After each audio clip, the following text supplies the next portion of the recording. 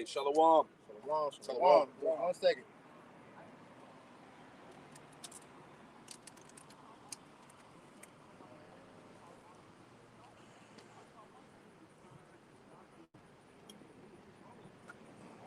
Trial of our faith, man. All right. We are in those times. That's right. All right. Shalom. All right, before we get started, we're going to go ahead and start off by giving all honor, praise, and glory to Yahweh, Ba'ashem, Yahushua, Ba'ashem, Rakakwadash.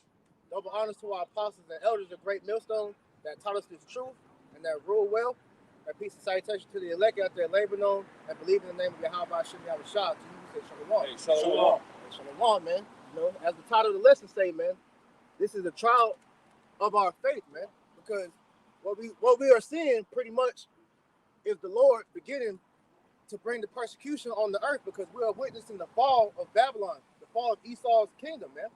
And in the midst of doing all that, all right, you Israelites, you so-called Negro, Latino, and Native Americans, especially the ones that know that you're Israelites, all right, you're going to face heavy persecution coming in these last days, man, because this devil is pretty much, trying to get that birthright back, man. So with that being known, all right, this is the time to be getting your pretty much your spiritual armor on, man, because this devil's about to come down with great wrath.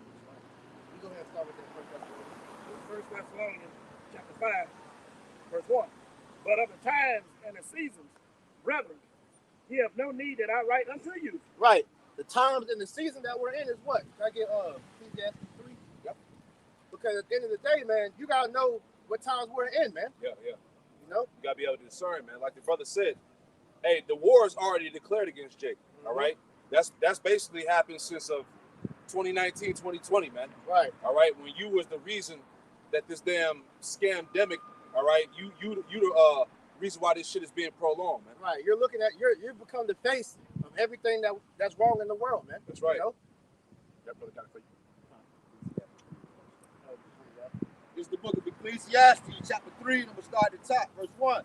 To everything there is a season, and to a time to every purpose under the heaven. Right. And what season we're in is what you got to determine. What's gonna go into that. Go ahead. Ecclesiastes chapter 3, verse 2. A time to be born, and a time to die, a time to plant, and a time to pluck up that which is planted, a time to kill, and a time to heal, a time to break down, and a time to build up. And what is being broken down, man? All right, this kingdom known as Babylon the Great, America, man. Because as we are seeing what's going on all throughout the world, we are seeing that pretty much Babylon beginning to lose its power in the earth, man. The dollar is on its way out. All right, these other countries pretty much are establishing their nuclear power, man. Y'all want to go ahead and bring that article out. Now. All these different things are pretty much taking place to show you, that Babylon's on its way out, man. That's right. And that's happening all through the Israelites being woken up in the earth, man. In fact, here you go. Yep, you can read it off my phone. Yep, perfect. I'll bring it out. This is from the National Interest, and it's dated this week. It says, yesterday, October 1st, 2021. It says the topic is nuclear weapons. Region China. It says nuclear buildups, electromagnetic pulse weapons, and cyber attacks from Beijing and Moscow put the U.S. homeland at risk like never before. It's the times that we're in, right? Right. The United States has experienced a nearly unbroken string of catastrophic intelligence failures in the last 80 years. The Japanese attack on Pearl Harbor caught Americans by surprise in 1941, only to be followed by North Korea's invasion of South Korea and China's intervention in the Korean War a decade later. More recently, American intelligence failed to predict or warn U.S. policymakers about the terror attacks on September 11th, 2001, or the recent outbreak of the deadly global Crown 19 plan, which has taken the lives of over 700,000 Americans and millions of more people around the world. It seems possible that the U.S. intelligence community will fail to predict, let alone provide advance warning of an existential nuclear, cyber, or electromagnetic pulse (EMP) attack upon the U.S. homeland from America's adversaries. And what did that just say? That you Americans are unprepared for what's about to happen, man. Yep. You know, a possible EMP attack could happen. You know, like I said, the nuclear war is on the horizon, and nobody knows about this except for the men of the Lord and the ones that's been looking at what's going on the earth, man. So with that being known, you should be paying attention to what's going on in the world, man. You know, be on these alternative news sites, man. Be on these other sites such as, you know, BitChute, banned from YouTube or whatever else, sites like that, Odyssey or whatever, because these are where the real news articles are coming out of, man. Yeah. You know, you're having the whole thing with this Pope, man. You know, all the drawbacks and side effects that go on, all these people speaking up. So you got to know what time you're in, man. You know. That's right. This is the book of Ecclesiastes chapter 3, read verse 3 again. A time to kill, and a time to heal, a time to break down, and a time to build up, a time to weep, and a time to laugh, a time to mourn, and a time to dance. Now you got Jake out here partaking in the folly that's going on in the earth, thinking that it's still party time, man. Not knowing that niggas is dropping dead left and right, man. So knowing that, why the hell would you still continue to be in the house of mirth, man? You know? Can I get that real quick in Ecclesiastes 7? Yep. I think it's what, 7, 2 or 3. It said that it also said it was a time to break down. You know? And everything in America is breaking down. The morality, the economy, the infrastructure, all right? The what else? Just everything about this that made this society is being broken apart, man. And this is all through the Spirit of the Lord. The morals, the ethics. Yeah. See, when a nation falls ethically and morally, it's only a matter of time before it actually falls in all the other ways. That's actually historic, man, because I forget the lady's name that brought it out, but she pretty much went into when transgenderism and all these, pretty much moral decline, goes. That foretells the fall of an empire, man. That's went through every empire that fell, man. You had that with Rome and Greek, man. The Grecian Empire, man. Because Esau was the main one pushing this homoerotic agenda, man. So with that being known, that shows you that this place is breaking down as we speak, man. Yeah. And the Lord is imploding. You went into that a couple weeks ago. He's imploding this place from the inside out, man. Because the Lord, he's all about gradualism, man. He's not gonna just bring it. He can bring it, but he wants this devil to feel it, man. Yeah, the decay of the society, is part of the judgment. That's right. Can I add on to that real quick? Isaiah 14, what talks about that corrosion. I think it's Isaiah the worm. Yeah, give me that. Yep, you know what I'm talking about. This is the book of Isaiah 14, starting at verse. Let's see. Wherever verse is that, start up one verse. Okay. Matter of fact, it's Isaiah 14. And let's see. Isaiah 14, and I think it's around about 10 or 11. Start at 9. 9. Yep. And read down to 11. Actually, read down to 12. All right. This is the book of Isaiah 14 and verse 9, and it reads, it says, hell from beneath is moved for thee to meet thee at thy coming. Yep. It stirred up the dead for thee. And the dead represents the other nations. All right. And that hell represents Esau's destruction. All right. Because he's going down. All right. Go ahead. Even all the chief ones of the earth. It hath raised up from their thrones all the kings of the nations. Right. So as we just read in that article about how Russia and China are winning the nuclear arms race, these nations know that America's at its weakest point, at its weakest level. So now it's time for this land to be taken. All right. So the Lord is putting the spirit on the kings of the earth. All right. Tells you that in Revelation 16 that he was going to rise up the kings from the east. All right. The eastern part of the world come over here to make war with the west, basically. Go ahead. Verse 10, Isaiah 14 and 10. And they shall speak and say unto thee, art thou also become weak as we? Have you also become weak as us? See, as we always bring out, the playing field is level now. It's balanced now. Yeah, all right. Ain't nobody scared of America anymore. Nobody, man. Because at one point, it spoke about in the article about Pearl Harbor. People when they saw America drop that atomic bomb on Hiroshima and Nagasaki, man. Hey, everybody was afraid of Babylon, man. Because nobody had the technology to match that at that point. But now we're at the situation where everybody has nukes now, man. Everybody's flexing nukes on America. So nobody's afraid of America anymore. That's why Putin said in the interview, he said the reason why these countries have nuclear arms is because of America. Yep. He said America was the one that dropped the atomic bombs on Japan first. So all the other nations like, shit, that ain't gonna happen to us. So we need to go ahead and arm ourselves up just in case America tries to come and bully us. That's why Kim Jong-un out of North Korea, he wasn't taking that shit. All right, you had certain leaders out there in the Middle East, Afghanistan, Iran, or whatnot, because they know how America moves, man. That's why Kim Jong-un, I forgot who was the one they killed, Gaddafi. You know, they said that they didn't want to go out like Libya and Afghanistan. You see what I'm saying? So they ready, man. Go ahead, I'll finish it out. Isaiah 14:10, it says, and they shall speak unto thee, and say, art thou become as weak as we? Art thou become like unto us?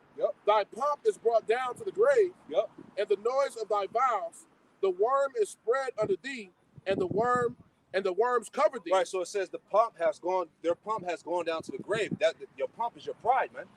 Everything, all the pride of America is destroyed. It's done. All right, and it said that read that part about the worms again. It says, thy pomp, verse 11, is brought down to the grave. That's right. And the noise of thy vows, the worm is spread under thee, and the worms cover thee. Yeah, that goes into corrosion and decaying. All right, when a body decomposes in the earth, all right, what do you get? Worms. It decays that body. It breaks it down. That's what's happening to the society. This society is suffering from corrosion. It's breaking down. It's decaying, man. On all levels, man. The infrastructure. All right. Apostle Gabar did a lesson some years back. He went into the gray levels of all the infrastructures in Babylon, the buildings, the streets. All of them shits got D's and F's. You know, I remember him bringing that out. So everything about this place, when the scriptures say that Babylon is fallen, this place is literally fallen from its rulership and also in the internal aspect of it. You know. Hey, what happened in Miami a few months ago? Oh yeah. People that died. They said that they've been doing sending out these guys that do the testing on that to get the grades. They said there's thousands of other structures in America. Come on, so you're gonna witness more of the shit that went down in Miami. You're gonna witness more bridges collapsing, more buildings falling down, more streets with sinkholes and shit. You know, this we read it.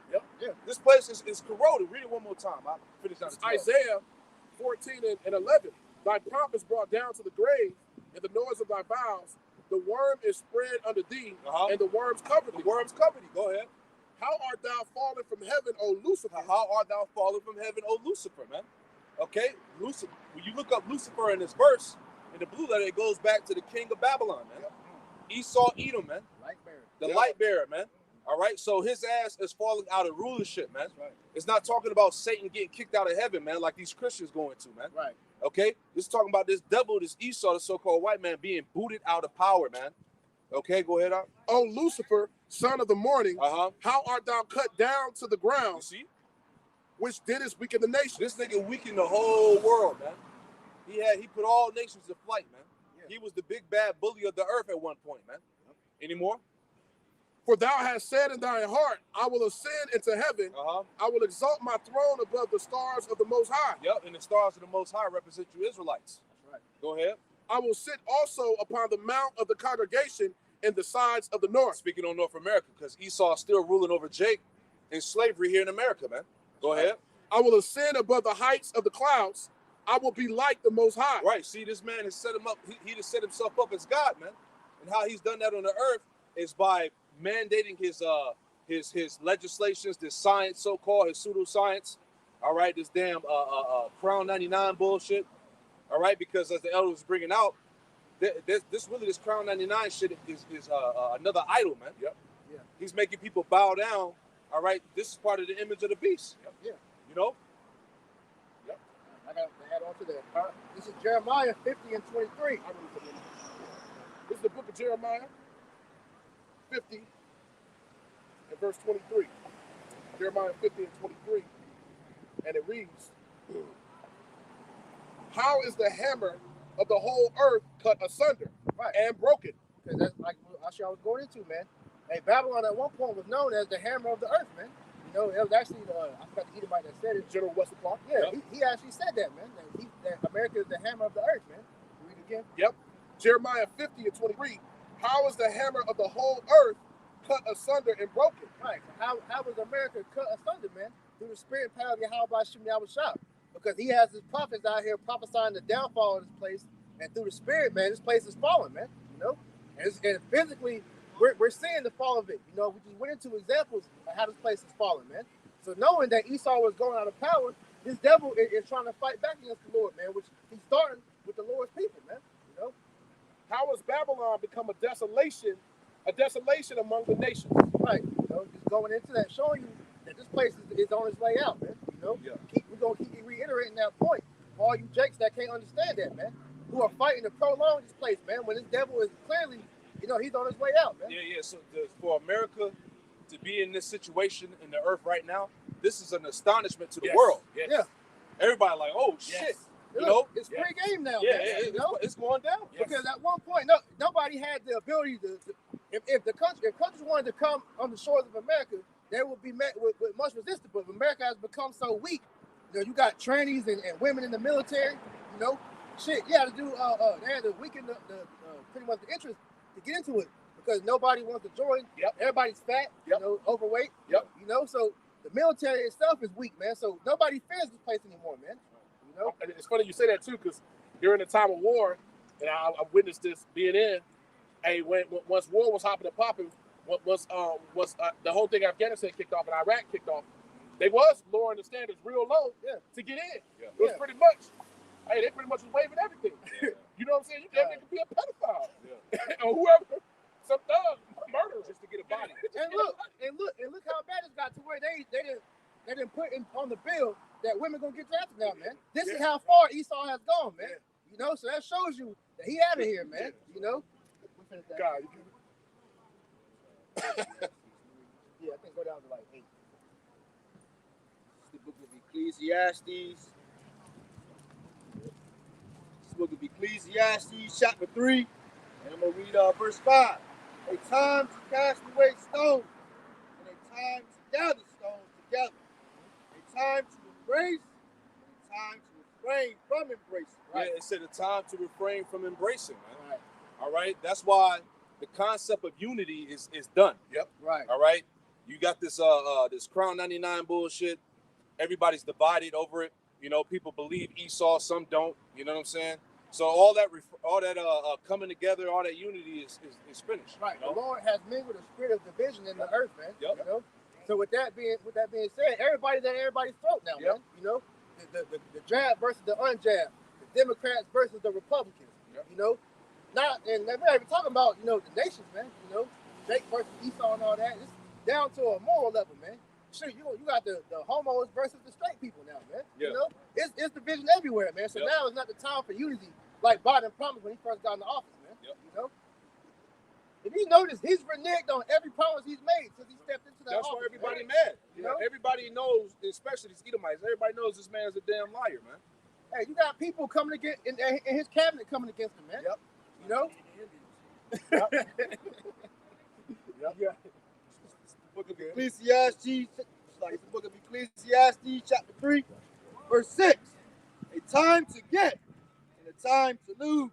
And what are you getting? Yeah. You're getting this word. If you're smart, you know, hey, you got to lose the ways of this world, man, because the ways of this world ain't gonna profit you none in the day of judgment, man. You know.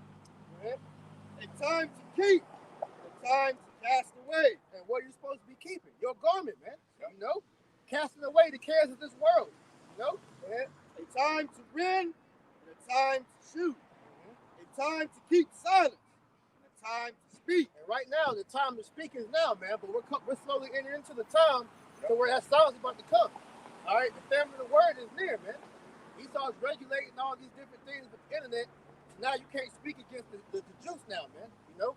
And it's funny because right when he put that out, he puts out a video talking about it's impossible for the government to put tracking devices inside the juice, man. You know, this devil is clearly, you know, he's clearly pretty much playing with your minds out here, man. You know, because a lot of you people are not keeping up with what's going on, man. Yeah, You really, know? really anybody that's against the status quo. Right, Yep. Anything that has to do with their agenda, period, of pushing this NWO, right, it's getting silenced, you know? right. Because nobody's talking about how the Pope just pretty much said the Bible is no longer the book of God now, man. You know, he's been slowly chipping away at the words of the Most High over the years, but nobody's speaking about that, man. You know, he's slowly stripping your rights away. You know, he just re-signed the second part of the Patriot Act, which pretty much allows him to strip you of everything, man. You still got Agenda 21. You still got Project Megiddo. What's the name? Rex 84. Things of that nature. Nobody's speaking about things like that because nobody knows these things because our people aren't prudent. You know. Yeah. NDAA, all that. You know, the ID 2020. Yep. Nobody is paying attention to these things that Esau is doing. They're just going along to get along, man. You know, because you're not being cognizant of what's happening. Book of Ecclesiastes, chapter 3, verse 8. A time to love and a time to hate. A time of war and a time of peace. And this is the time of war. All right. This is the time to where you should be like I said earlier, getting your spiritual armor on, man. All right, because as it tells you in Ephesians 6:12, all right, we are at war, you know, a spiritual war, man. This devil wants your spirit. Yep. That's why he wants all you juice, man, because when you take that juice, it cuts off your connection to the Most High, man. And he pretty much makes you a patent that now you belong to the government, man, you know? So you got to know that it's wartime, man, all right? Go back to Thessalonians. This is the book of 1 Thessalonians Chapter 5, verse 2. Right. For yourselves know perfectly that the day of the Lord Yahweh so cometh as a thief in the night. Verse 2. For yourselves know perfectly that the day of the Lord Yahweh so cometh as a thief in the night. Right. You got all these people out here talking about we in the last days. I know we in the last days. Well, ain't nobody talking about the return of the Lord, though. You know? The Lord is, he says he's gonna come as a thief in the night. And the only one that's watching for him truly is the man of the Lord out here, man. Right. You know? All you so-called God lovers, what are you doing to prepare for the Lord's return, man? You think the day of the Lord is going to be a happy time. It's going to be a time where you're going to benefit. What? If you sow wickedness all your life, man, how the hell is that going to benefit you, man? You know? So that's why I say the Lord's going to come as a thief in the night, because you got to be watching for him, man. And the majority of the world ain't watching, man. For when they shall say peace and safety, then sudden destruction come upon them. Is that not what Biden said when he got in office? Hey, you know, Trump, he divided the world, man. I'm here to bring unity, you know? Where's the unity been at since he's been in office, man? Right. What has he done to bring forth that promise he made? Yeah, everybody fucking hates each other. Yep. People don't trust nobody. Don't trust the doctors. They don't trust these politicians. Yep. They don't trust shit, man. Yep. Right. All that's happened since this man has been put in office, man. So where's the peace at? Yep. You know? It's only been more division. That's showing you the Lord's making Esau eat them words. Right. Esau want that to come to pass. Yeah. The Most High is not gonna let that happen to the spirit. Right. Hey, I remember when Trump, before he left office, he said if he doesn't come back in office again, he said the economy was gonna crash. Damn. Now look what's happening. Hyperinflation. Yep. Gas is high as hell. Yep. Food shortages. Yep. They're not getting shipments of materials over here. You know. What the elders say, how much gas is in gas out there in LA is like $5 and some change right now. That's the highest it's been forever. Yeah, almost $6. Shit looking like remember that scene with the Iron Legend? They had the shit was like $20 a gallon, man. Yeah, it's gonna get to that point, man. Yeah, they wanted it. Exactly. Yeah. Hey, you had Taraji P. Henson come up, Biden, please save us. Save us, you know, like I said, begging for this nigga to do something for them. But what has he done to you? Hey, you so-called Negro, Latino, and Native American, you need to get jabbed, man. He's been pushing that. Why? Because he wants you patented, man. He wants your connection with the Most High to be cut, man. You know? Yep. So that whole piece of safety bullshit, man, that nigga is not following that at all. Go ahead. This is chapter 5, verse 3 again. For when they shall say peace and safety, then sudden destruction come upon them, as travail upon a woman with child. Right. Hey, that destruction is about to come upon 2/3 of our people who are wandering about the world asleep, man. All this knowledge of wisdom and understanding that's being put out here daily from all over the earth, and you still got niggas out here ignorant, man. You know? Hey, that's why the Lord gonna take a lot of you by surprise, man. Yeah. Go ahead. And they shall not escape. And you're not gonna escape, man. Because the Lord, he wants to be served, man. And if 2/3, you niggas want to stay rebellious, and the Lord gonna serve you, man. You know? Mm-hmm. Verse 4. But ye, brethren, are not in darkness, that the day should overtake you as a thief. Right, because we ain't in darkness, man, because we have the truth, man. That's why, hey, debating with you niggas that's out here, hey, that's done with, man. pretty much we understand now. Hey, either they gonna get it or they not. And the one that's not, hey, we moving on, man. Second Peter 3 and 4. Matter of fact, I started at 3. 2 Peter 3 verse 3. Knowing this first, that there should come in the last days scoffers, walking after their own lust, and saying, where is the promise of his coming? Right, because these niggas don't believe it when we say the Lord's gonna come back and deliver us, man. That we're willing to lose everything that Yahweh Shemel Shah is gonna provide, man. They don't understand that. They talk shit. You believe in an invisible God that's gonna come and save you, you know? That you might as well go get the jab, man. You want to work, don't you? You know? Right. Like that nigga Polite. He said that. Y'all believe some man gonna crack the skies? He tried to say that the doctrine was holding back so-called black people and shit. And the Lord made him eat all them damn words, man. Right. For the ones that's in the know. Right? He shot the Bible up. Yeah, he shot the Bible up and shit. Now look at his ass. He finished. All right? But it says, for since the fathers fell asleep, all things continue as they were from the beginning of creation. The point. For this they willingly are ignorant of, that by the word of the Most High the heavens were of old, and the earth standing out of the water in the water, whereby the world that then was being overflowed with water perished. Right. And it said they were willingly ignorant. Now, it quoted back during the time of Noah, man. Yep. Because they saw Noah building the ark, you know. He was prophesying for over 100 years, Yep. you know. Pretty much telling the people, look, man, the Lord's about to bring rain.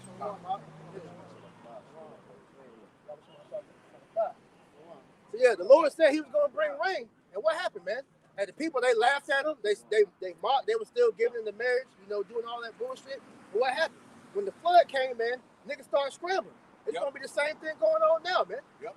So all you, like I said earlier, we ain't about to do the back and forth thing with you no more, because we understand that this devil, he's trying to kill you, you know. So if you want to get juice, go ahead and get juice and suffer the consequences of that, man. Ultimately, hey, when the Lord pretty much shuts this place down and you pretty much scrambling to figure out how you're going to feed your family, then you're going to be looking, hey, what was that Bible stuff you was talking about? You know, you say have faith, right? What's the name again? All that.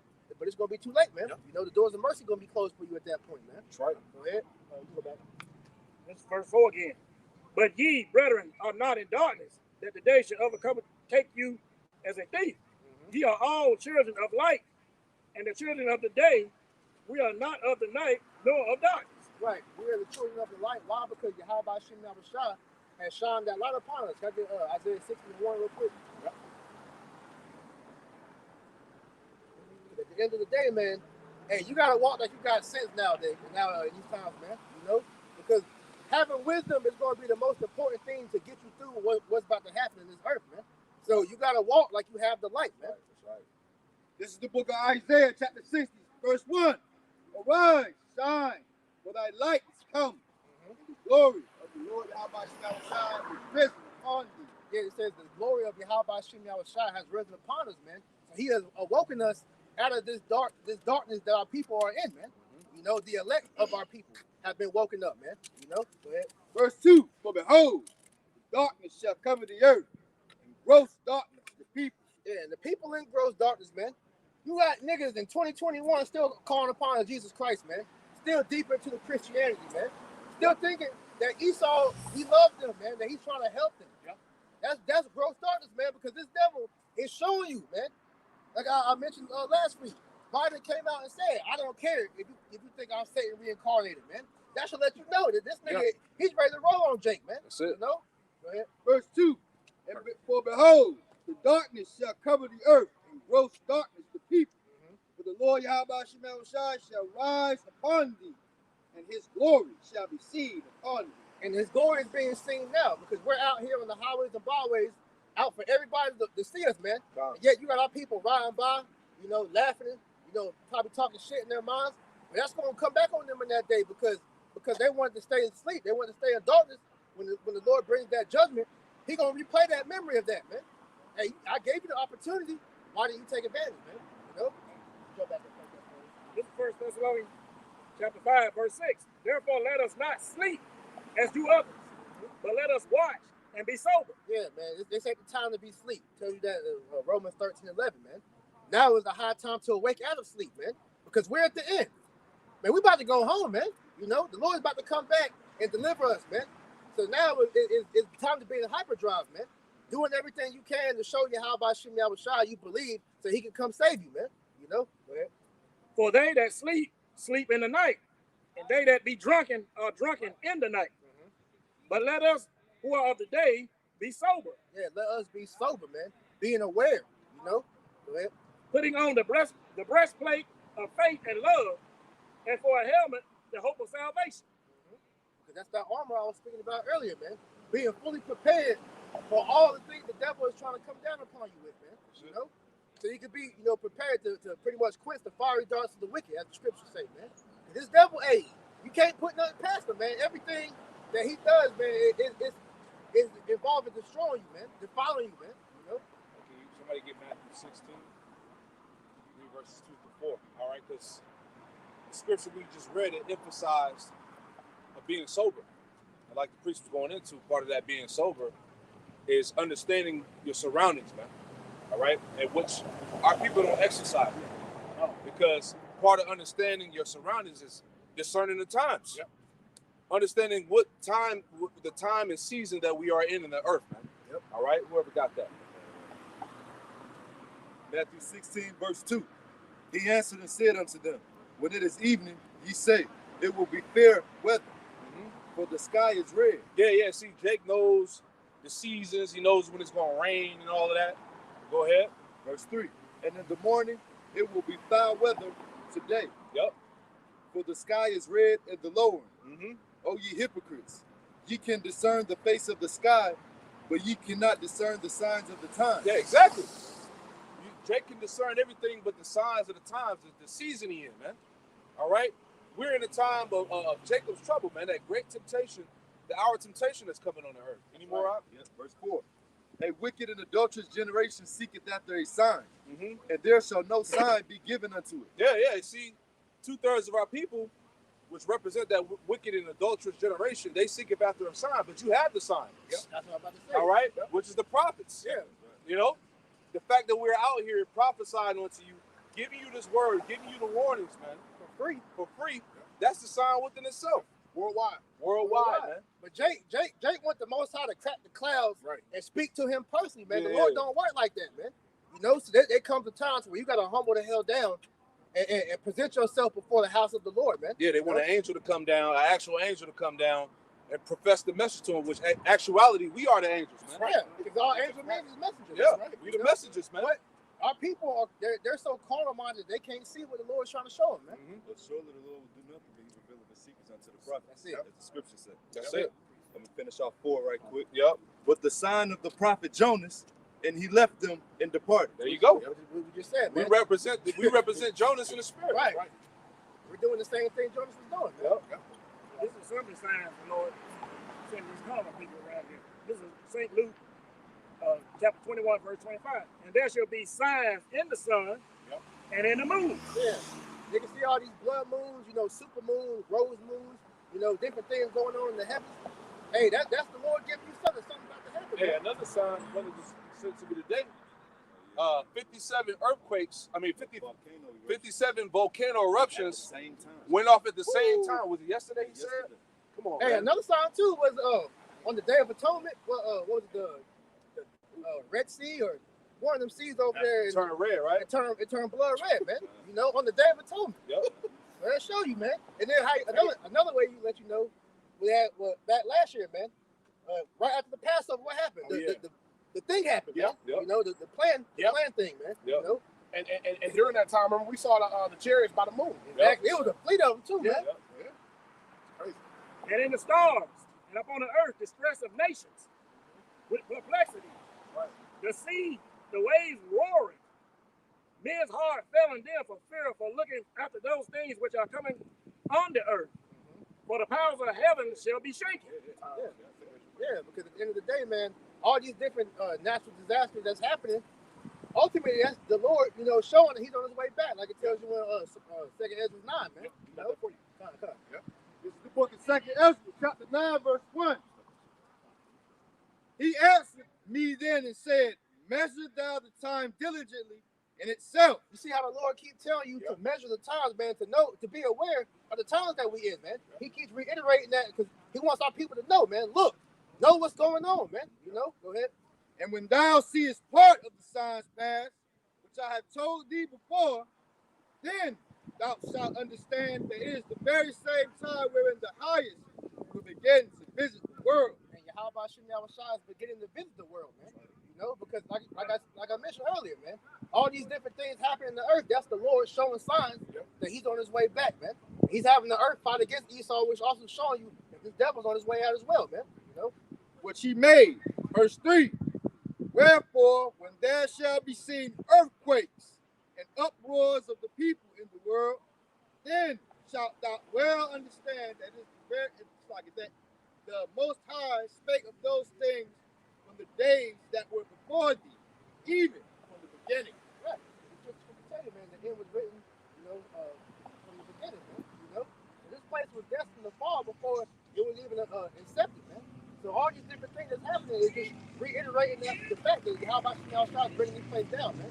He's having the whole earth begin to fight against Esau, man. The people, the animals, the plant, everything. You know, they're fighting against this devil, man. Because it's time for this man to fall. So who are you dumbass jakes to keep trying to, you know, help this man stay in power, man? You know? Second Ezra 9:5. But like as all that is made in the world have a beginning and an end, and the end is manifest. The end is manifest, man.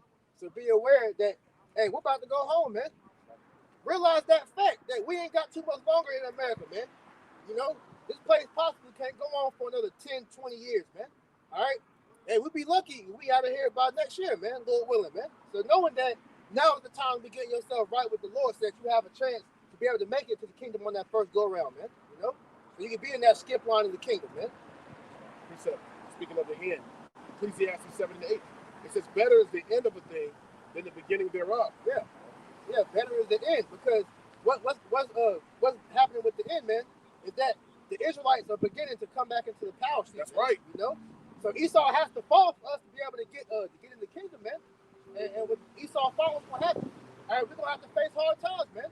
You already know this devil ain't gonna let his power go, you know, just like that. He gonna fight, man. He gonna fight against the Most High, man. So what's that mean? And we gonna catch hell, man. We gonna catch major him. All right, to the point where some of us might get put to death, man. But it's all for the will of Yahweh Shem Yahushua, because we know that we endure to the end, we're gonna be saved, man. You know, and if you ought to be a martyr, you're gonna be raised up first. So there's no losing in that aspect. You gotta realize you got to lose everything to be able to gain everything back. And the Lord says, strive unto the truth unto death. That's right. And the Lord shall fight for thee. That's right. That's right. It says, and the patient in spirit is better than the proud in spirit. Patient in spirit is better than the proud in spirit. So you gotta be patient and wait for the Lord to do what He's gonna do, man. Because now we're seeing the Lord's starting to work throughout the earth, man. He's working with brothers, man. Waking up brothers and sisters all throughout the world, man. Building up brothers' spirits better, you know, so they properly serve Him more and more, man. You know? So all these things are being done to what? Magnify His name so His glory can be seen upon the earth, man. You know? That's right. That's right. Go back to Thessalonians. This is the book of 1 Thessalonians Chapter 5, verse 8. But let it...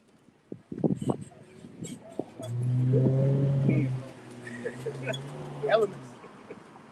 But let us who are of the day be sober, putting on the breastplate, faith and love, and for a helmet, the hope of salvation. Yep.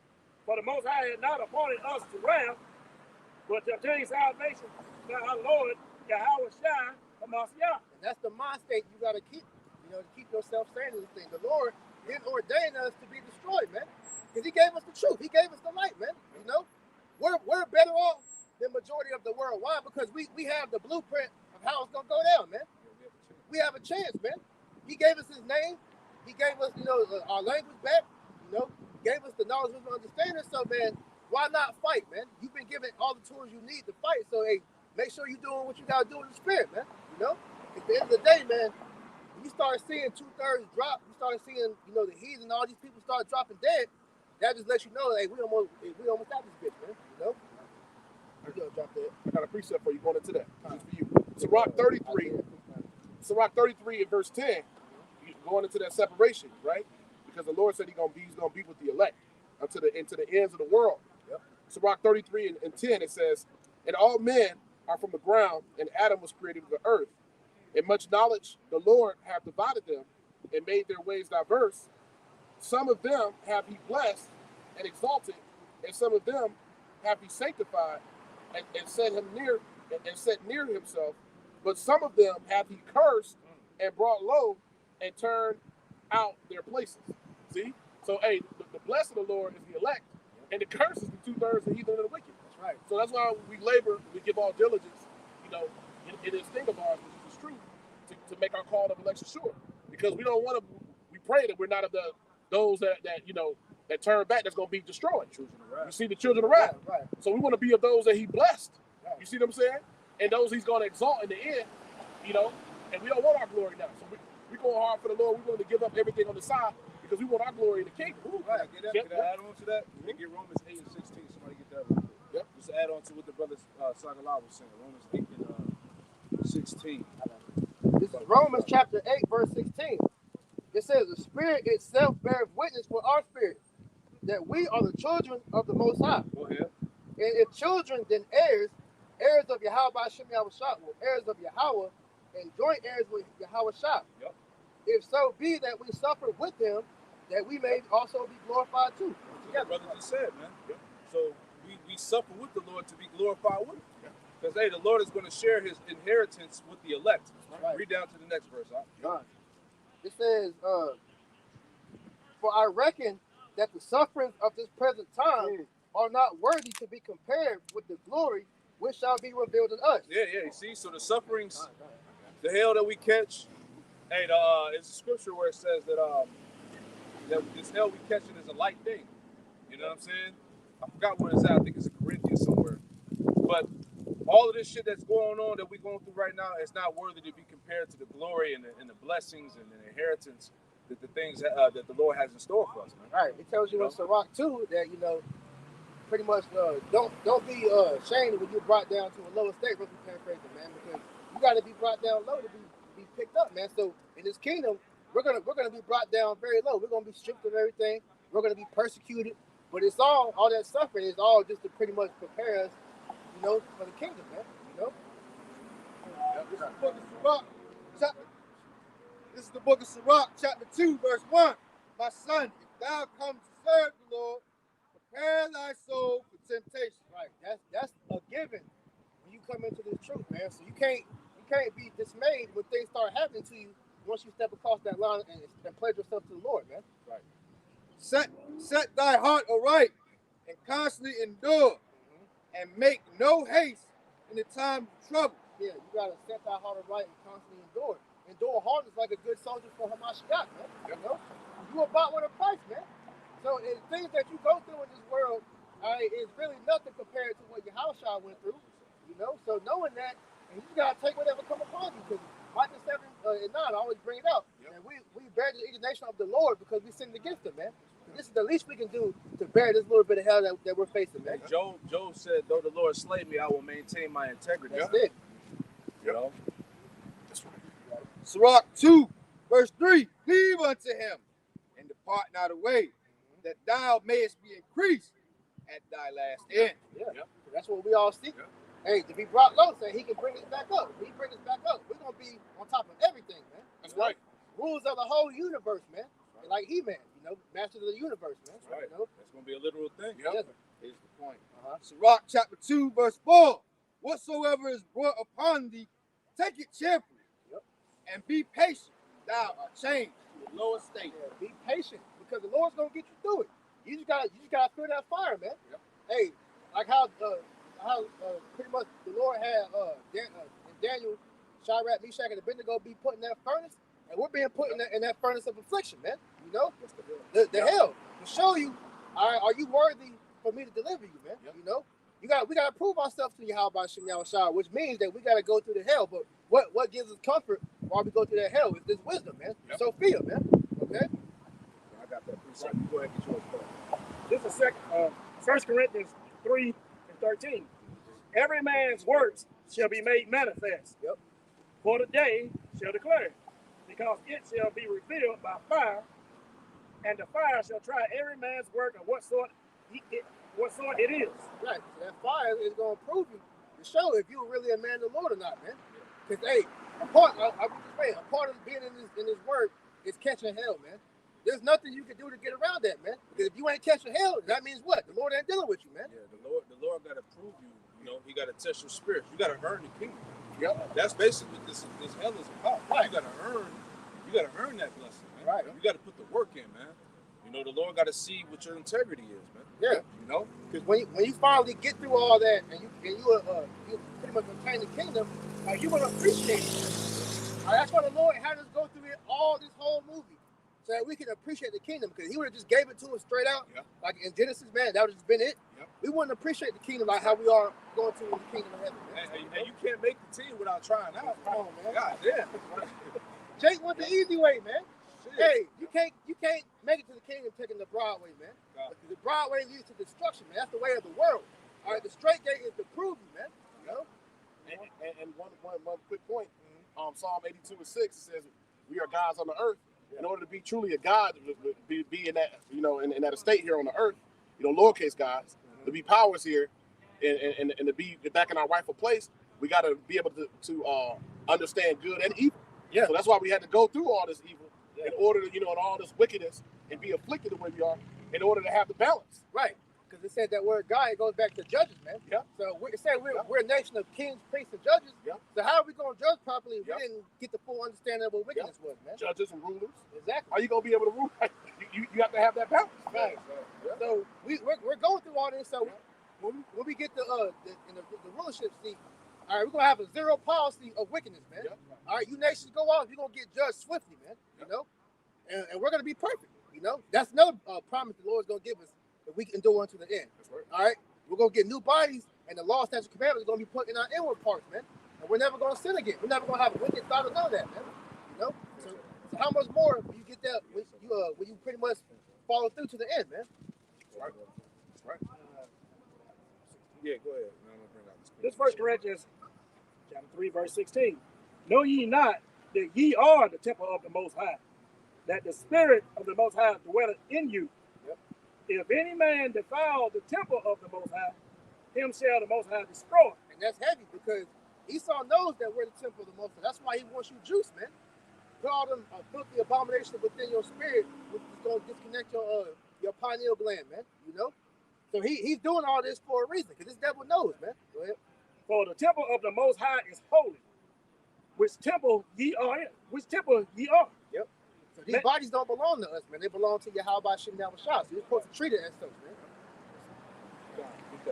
This is the book of 2 Corinthians 4:16, and it reads, "For which cause we faint not, but though our outward man perish, yet the inward man is renewed day by day." And the spirits that's within us are renewed day by day. All right? When you look up that word renewed, it basically goes into how the Lord is growing us up in the spirit. You know? Go ahead.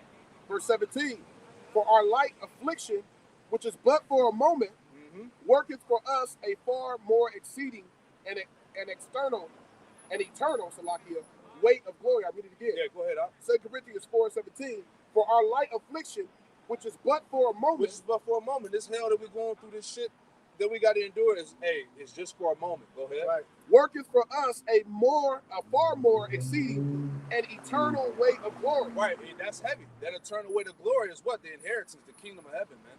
So all this that we enduring is to inherit the kingdom, man. That's right. To sit on the thrones as kings, man. All right, to rule over the nations in the universe, man. You know? Precept for you. Yep. 1 Corinthians 2:9, "But as it is written, I have not seen, nor ear heard, neither have it entered into the heart of man, the things which the Most High hath prepared for them that love him." Yeah, we can't even comprehend what the Lord has in store. We can't even verbally break it down to you, man. Right. What the Lord has in store, man. Jake, we'll try to put it, in our minds of idea of how it's gonna be, man. But the Lord's gonna magnify that by 100, man. You don't know what the Lord got planned for us in the kingdom of heaven, man. But we know it's gonna be to where we're gonna praise Him every single moment, man. You know. Yep. That's right. All right. Get the Matthew. You want the Matthew 13:16? Yeah. Yep. This is the book of Matthew. You got it, bro?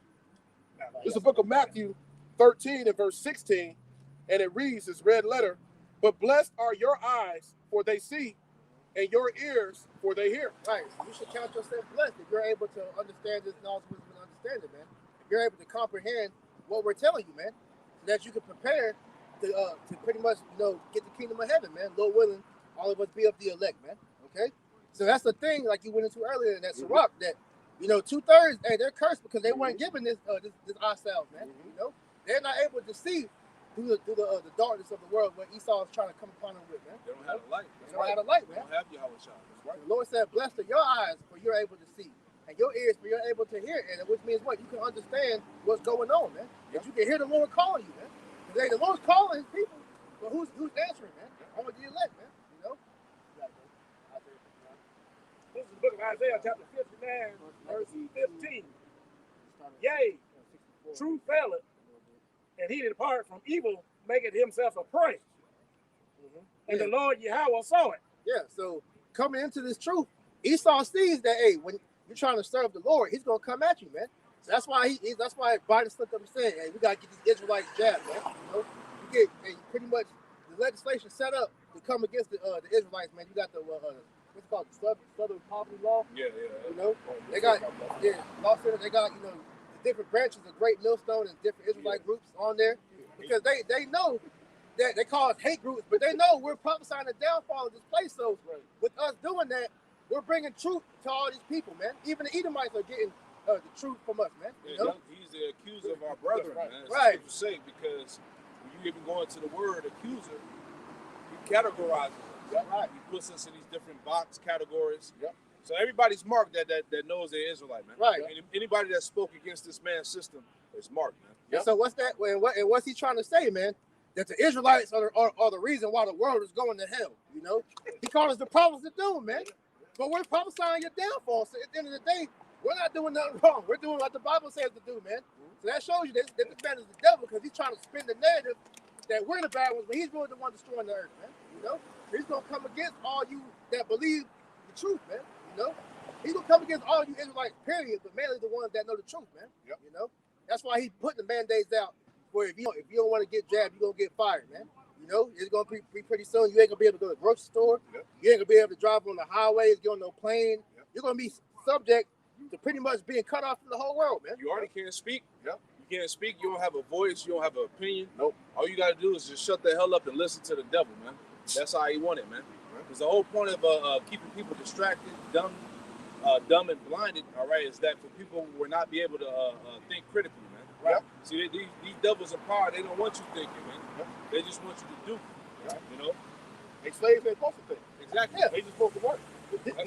That's why he has dumbed down all Americans, man. Because he doesn't want a nation of thinkers. He wants workers, man. Yeah. Slaves. And the worst thing is a nigga with an opinion. Yes. a nigga with a statement or a voice. That's the last thing they need. Because what's the most dangerous thing to him, man? Is an Israelite that knows he's an Israelite, man. Yeah. So that's the problem. That's why he's trying to outlaw the scriptures, man. Yeah. That's why he's trying to get us off the highways and byways, get us off the internet, man. Because we're a problem to his system, man. Because we're enemies of the state, man. Yeah. That was good, man. Did you read 64? Yeah, 64. Yeah. This is Revelation 20. It's the book of 1 Maccabees 2 and verse 64. And it says, wherefore, ye my sons, be valiant and show yourselves men in the behalf of the law, for by it shall ye obtain glory. Right. Now's the time to maintain your integrity, man. With all these different things coming at you, all right, now is not the time to be getting weak and folding off of what Yahweh Shemel Shai is commanding us to do, man. You got to show yourselves men, man. Be valiant, man. Be those true warriors that the house of David had back when you read the scriptures, man. Because what we're seeing, Esau's trying to break you. He's trying to break you, man. He's going to push you to your breaking point to see how much you really believe in what you believe, man. And if you're not willing to die for what you believe, you don't really believe in it, man. So you got to continue to hold fast to what you have been given, man. This devil's about to come with great wrath. You about to get real quick. This is Revelation 12, chapter 12, verse 12. Therefore rejoice, ye heavens, and ye that dwell in them. Woe to the inhabitants of the earth and of the sea. For the devil is come down unto you, having great wrath, because he know it that he had but a short time. Yeah, this nigga know he's running out of time, man. The last little bits of sand is coming out that hourglass, so he got to scramble to pretty much bring in his new world order. Because he know this is his last hurrah, man. Yep. You know, once he goes down this time, he ain't gonna be like no phoenix and rise from the ashes, man. All right, the Most High had you create these nuclear missiles to destroy yourself, man. Yeah. This wound that the Most High about to give his ass, he ain't gonna be healed from that. Get that. You know what I'm saying? You know, because we are in the reincarnation of the Roman Empire, man. But the Most High about to hit this nigga with a deadly wound, man. All right, and that shit ain't gonna get healed, man. It's gonna be the end of his ass. Yeah. So this is why. Yeah, that's it. This is why he's trying to scramble, man. You know, because he knows that this is it for him, man. And America pretty much is at a point now to where it's no turning back. You know, the economy is through. Like I said, Biden, he pretty much signed that last minute order to try to, pretty much keep the government from shutting down. Because once that government shut down, that's what's gonna happen. They're gonna run out of money, and that's gonna bring in the digital currency, man. Which they're gonna get a fight back from that because people are aware of the chip. You know, a lot of people aren't talking about it, but they know, especially these Edomites, man. You know, so they know they're gonna get bite back from that, just like they're getting bite back from this juice, man. You know, so with them doing that, they're trying to gradually introduce this thing to where it's something cool, man. Or you can go scan your hand and unlock your car, get into the building, you know, all that kind of stuff. Because he's playing on the minds of stupidity, you know. Hey, to land back up what you said about that, I watched this show too, Alternative News, One America News, and on there they was talking about a group of Edomites that was saying they're called Nurses of America or something like that. Yeah. And all of them are saying, look, we gotta stand up. A lot of them are getting fired and stuff. They said we can't quit. They said we gotta stand up because we know that what's going on is biblical. Yeah. You see what I'm saying? Yeah. These Edomites, it's a portion of these Edomites that the Lord got reserved to come against this devil too. Yeah, and they're watching the prophets. Yeah. They know what time it is. Yeah. It's prophecy though, because it's saying what? Pretty much the Egyptians versus the Egyptians. Yeah. You know, Satan versus Satan, man. And also too, you got a lot of these Jakes that look like Edomites, man. Yeah, Exactly. that's true too. Yeah. Tony Mark Jakes. Yeah. Yeah. We can't. Hey, that's Can't put that past that out there too, So, man. so that spirit, that Okay. righteous spirit that's in, Israelite foreigner that might look like an Edomite, is going to rebel against wickedness. That's right. You know? That's right. Jeremiah 51 and verse 8, and it reads, Babylon is suddenly fallen and destroyed.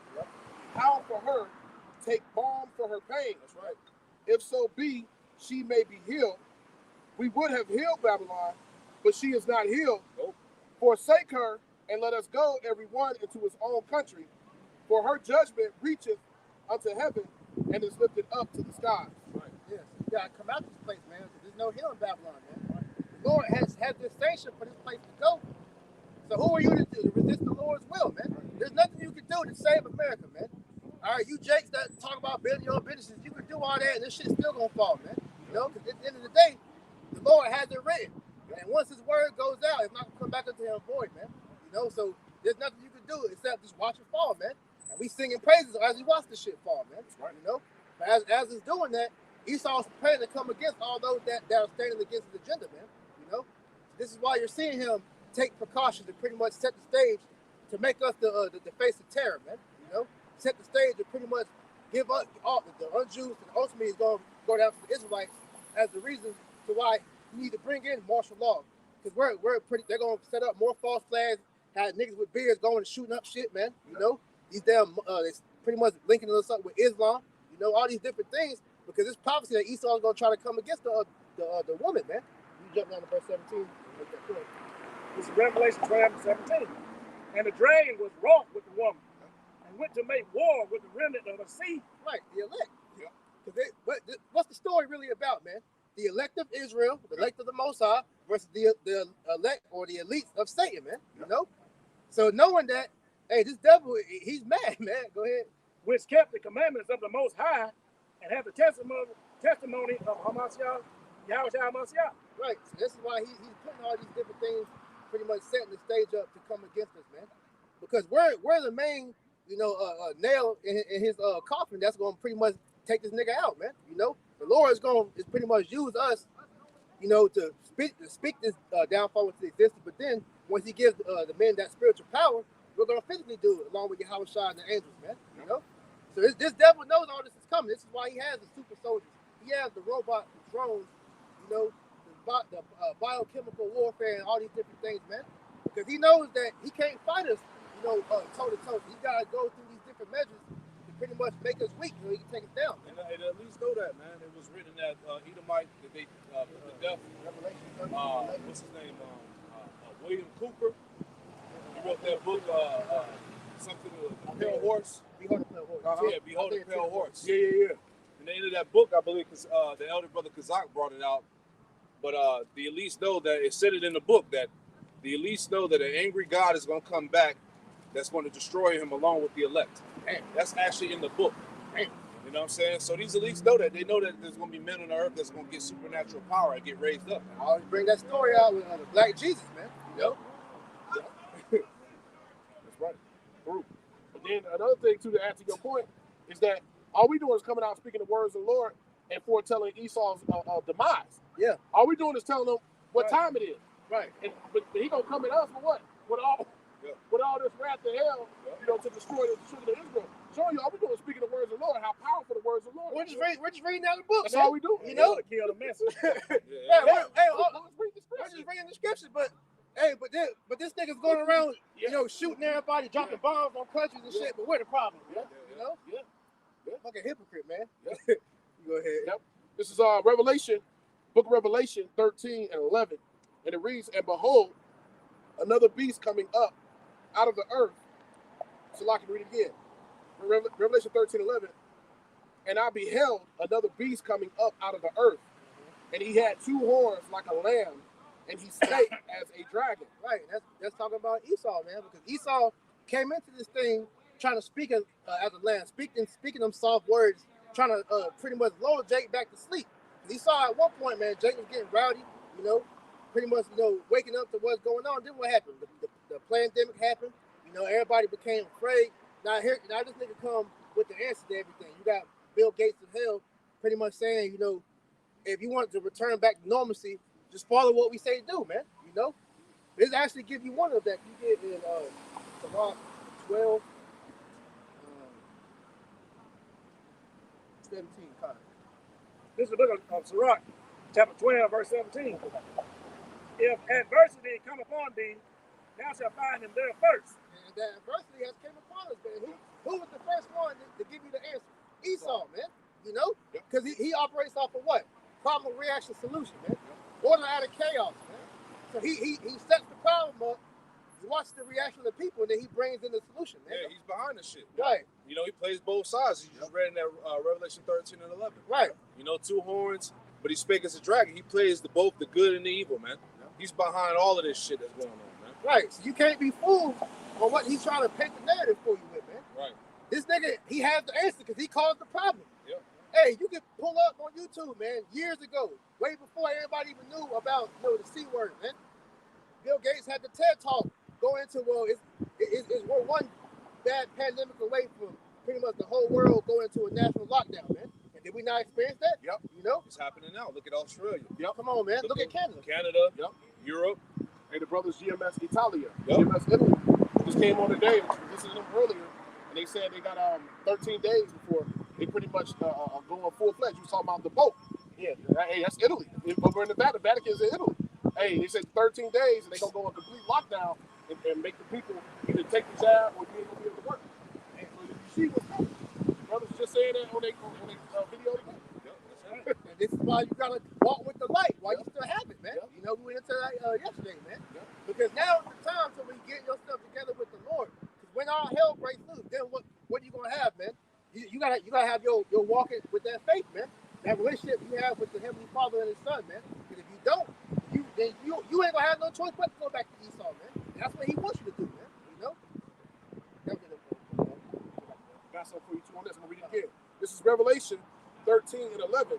It says, and I beheld another beast coming up out of the earth, and he had two horns like a lamb, and he spake as a dragon. And just real briefly, we know those two horns going into how Esau plays both sides, the Democrats and the Republicans. Yep. That's his power. Horns about the power. Yeah. That's his power. And they say he spake as a dragon. And I got something for you for this dragon. This goes back into little history, going back to the Edomites in Greece. That when it goes into dragon, it also goes into draconian. We see that often as well. He spake as a dragon. It says Draco or draconian, 7th century, also called Draco, was the first recorded legislator of Athens in Greece, which the Greeks were the Edomites, right? Yep. He replaced, and we know that system that they have going back then was called the Greco-Roman. Yep. Because the Greeks was empowered and the Romans came and took over. Right. So a lot of their practices and laws, they kind of went hand in hand. Right. You know, The Edomites. That's Yeah, right. both of them were Edomites, so they just merged everything in. Paganism. Yeah. This man run out paganism. He said, Exactly. you know, damn Christian. You see, this man is a pagan. You see, it says he was the first recorded legislator of Athens in Greece. He replaced the prevailing system of oral law by blood feud by the written code to be enforced only by a court of law. Draco was the first democratic legislator requested by the Athenian citizens to be a lawgiver for the state. And it goes on into draconian, being harsh or excessive. So we know that him speaking as a dragon is what he's doing now. Passing all these unrighteous decrees, these harsh you got it. You got it. Yep. Set it up. Yeah, that's great. Right, man. This is Isaiah chapter 10, verse 1. Woe unto them that decree. Woe to them that decree unrighteous decrees, and that write grievousness which they have prescribed. Right. This devil is pushing nothing but unrighteous decrees, man. You know? Because at the end of the day, he's pretty much making everything hard for you if you don't want to play ball with his system, man. It's unreasonable. He's unreasonable as hell, man. For this man to really take away your living, you know, your way to provide for your family, all because you don't want to take a damn shot. That's crazy. You know, that's the devil, man. You know, but then you had a nigga talk about, hey, my body, my choice, though, right? You know, that shows you how hypocritical this man is, man. You got them guys, Kyrie Irving and Andrew Wiggins, Yep. pretty much being talked shit about in the media, Yep. all because they don't want to take the juice, man. Yep. You had that reporter pretty much get cut up by Wiggins, and she was like, well, you know, you're bound to lose a lot of money if you don't want to get the shot. And that's my problem, man. Say, yo, I don't have to explain my personal reasons, my beliefs, because I don't want to do something that you say. Cause it's like this not political, man, right? This is my body, That's man. right. I control what I can put in my body, man. That's You right. know? But this devil says what? Your body ain't your body. You belong to me, man. Yep. You know? That's what his way of being God. Verse 2. Turn aside the needy from the judgment, and take away the right from the poor of my people, that widows may be their prey, and they may rob the fatherless. Can you give me that one more time, Papa Sean? Turn aside the needy from judgment, and take away the right from the poor of my people. Right. So he has all these unrighteous decrees pretty much set up to force you Jakes to go off, man. Yep. You Add know? sin on the sin. Yep. To add sin upon sin, man. This is why you can't take refuge in Egypt, man. You know, you just don't want to make your covering Esau and his ways, man. Esau's gonna do more and more to make you defile yourself, man. That's why when you go into pretty much trying to get up in society, you gotta sell out. And what do you do when you sell out, man? Yep. You become defiled, man. Yep. You drink blood. You let another man run up inside you. You know, you sucking seed, man. You know, all these different type of the nasty ass things he have you do. All to do what? To make you go off, man. To make you abominable to the Heavenly Father, man. To detach you from the heaven. Yep. That's right. Yep. It's like, read again. That widows may be their prey, and that they may rob the fatherless. Right. Because his whole point is to pretty much take you away from your how about Shem shot and make you his slave, man. You know? Because in this world, you gotta understand, you can only serve two masters. You either serve the Lord or you gonna serve Satan. Yep. If you ain't serving the Lord, that means what? You serving Satan, man. I got something for you real quick. Yep. That's right. We just talked about. This is Sirach or Ecclesiasticus, chapter 10, verse 9. It says, "Why is earth in ashes proud? Yep. There is not a more wicked thing than a covetous man, for such as one setteth his own soul to sale, because while he liveth, he casteth away his bowels." All right. Ooh. So these niggas that have sold out to get the bag to have a certain status in this world, the scriptures say they cast away their bowels. That word bowels goes back to your morals and integrity. That's right. Because in order for you to have the world and all of this shit from Satan, you got to do these defile acts. And when you do these defile acts, you cast away your bowels, your morals and integrity, man. That's right. You know, that's why a lot of these niggas you see, especially these Jakes, that's in the rap world, entertainment or whatever, they all on drugs and shit. Yep. You know, they bugged out because they had to do a lot of wild shit to obtain the riches, man. You know, that's why the Lord gonna kill them niggas, man. Right. You know, And a part of that too, man, because we know, once again, all you niggas know the truth. You know, all you know, you Israelites, y'all watch the videos. You know, every day you see somebody new come out and say that they know the truth, man. You know, I was on Instagram the other day. I seen in the comment, you know, DC Young Fly said, I'm a Hebrew Israelite, man. You know, you got LeBron know. You know, you had Melo come out and say it on camera and all these different things. So these niggas know, man. You know, but what's coming down to it now? You have speaking on the juice again, man. You know, the juice pretty much in LA and in New York. If you don't want to get it, you're not gonna be able to play on the home games, man. It's the deal breaker. It's the deal breaker, and what's that's gonna do? That's hurting their pockets, man. So part of them selling out, they already went that far to pretty much get to where they at. Why? They're pretty much in their mind. You know, why am I gonna stop now? I'm got LeBron, for example, man. This nigga, he pretty much came out and said he got the juice, man. And the main reason you know is why he did it. That nigga wants that 5th ring, man. You know, he wants to win another championship. So what he did pretty much was become the poster child because everybody looks to him as the face of the NBA. He did it, so now everybody else has no excuse to do it now, man. You know?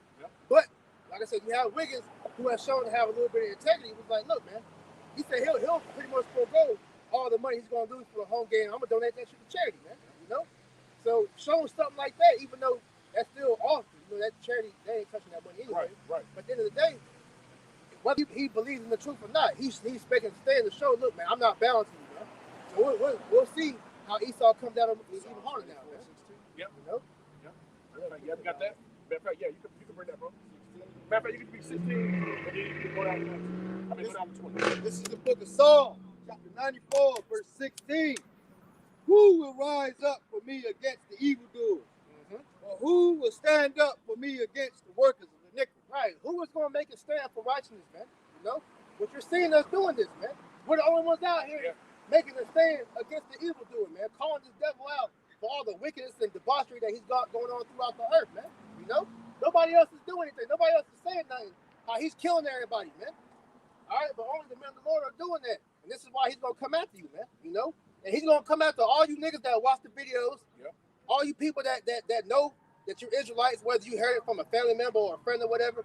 If he has any knowledge that you know the truth, you are a target now, man. You know, which is everybody, because everybody has seen videos or came across the Israelites. Yeah, that's why this nigga got algorithms set up on the internet. He know what people clicking on. Yep. He got all the comments logged and stored away. He know everything, man. Basically, hey, that's why it's called the World Wide Web. Right. Everything's connected, man. From what you view, what you commented on. It's all under a big ass cloud, man. And he knows what videos you like, man. You know what you're searching on Google. So you have no way to hide that you know the truth, man. You know? So my thing to you celebrities would be, shit, you already know. So why don't you just give up that shit, man? You know? Fuck this world. Come out the world, because you already know that this shit gonna fall. You trying to save yourself. Somebody get that.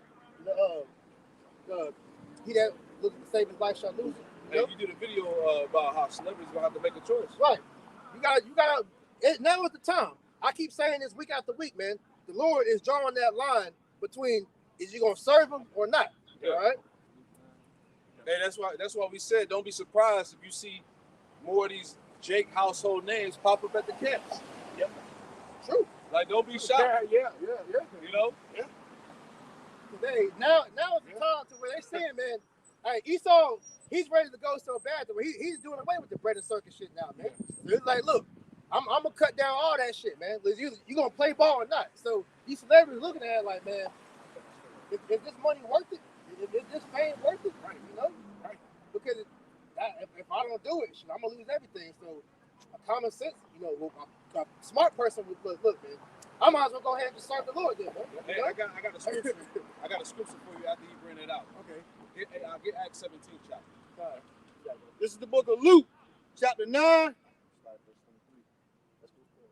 And he said unto them all, if any man will come after me, let him deny himself. That's the first step. Yep. You know, you got to deny yourself, man. Because no matter what, let's say it like this. The Lord does not care about your status in the world, man. He don't give a damn if you're a billionaire or if you're a peon, man. If you're an Israelite, your duty is to serve the Lord, man. You know? So if you're going to come to serve the Lord, the first step is to humble yourself, man. Come out of the world, man. And take up his cross. Take up your cross, man, which is what?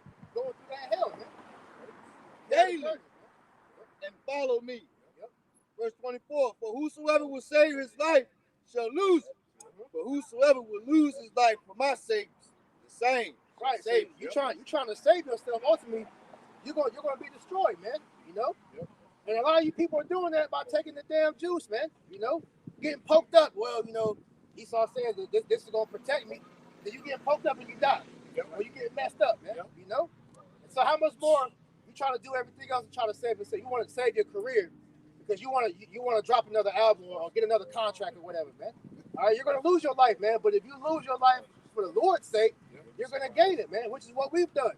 Yep. We've thrown our lives, whatever dreams and aspirations we had for this world, we threw them shits to the side because we knew that this world is gonna be destroyed anyway. So it's pointless, man. Yep. All right, we're doing this to gain the world to come, man. Fuck this world, man. You know. That's right. On that?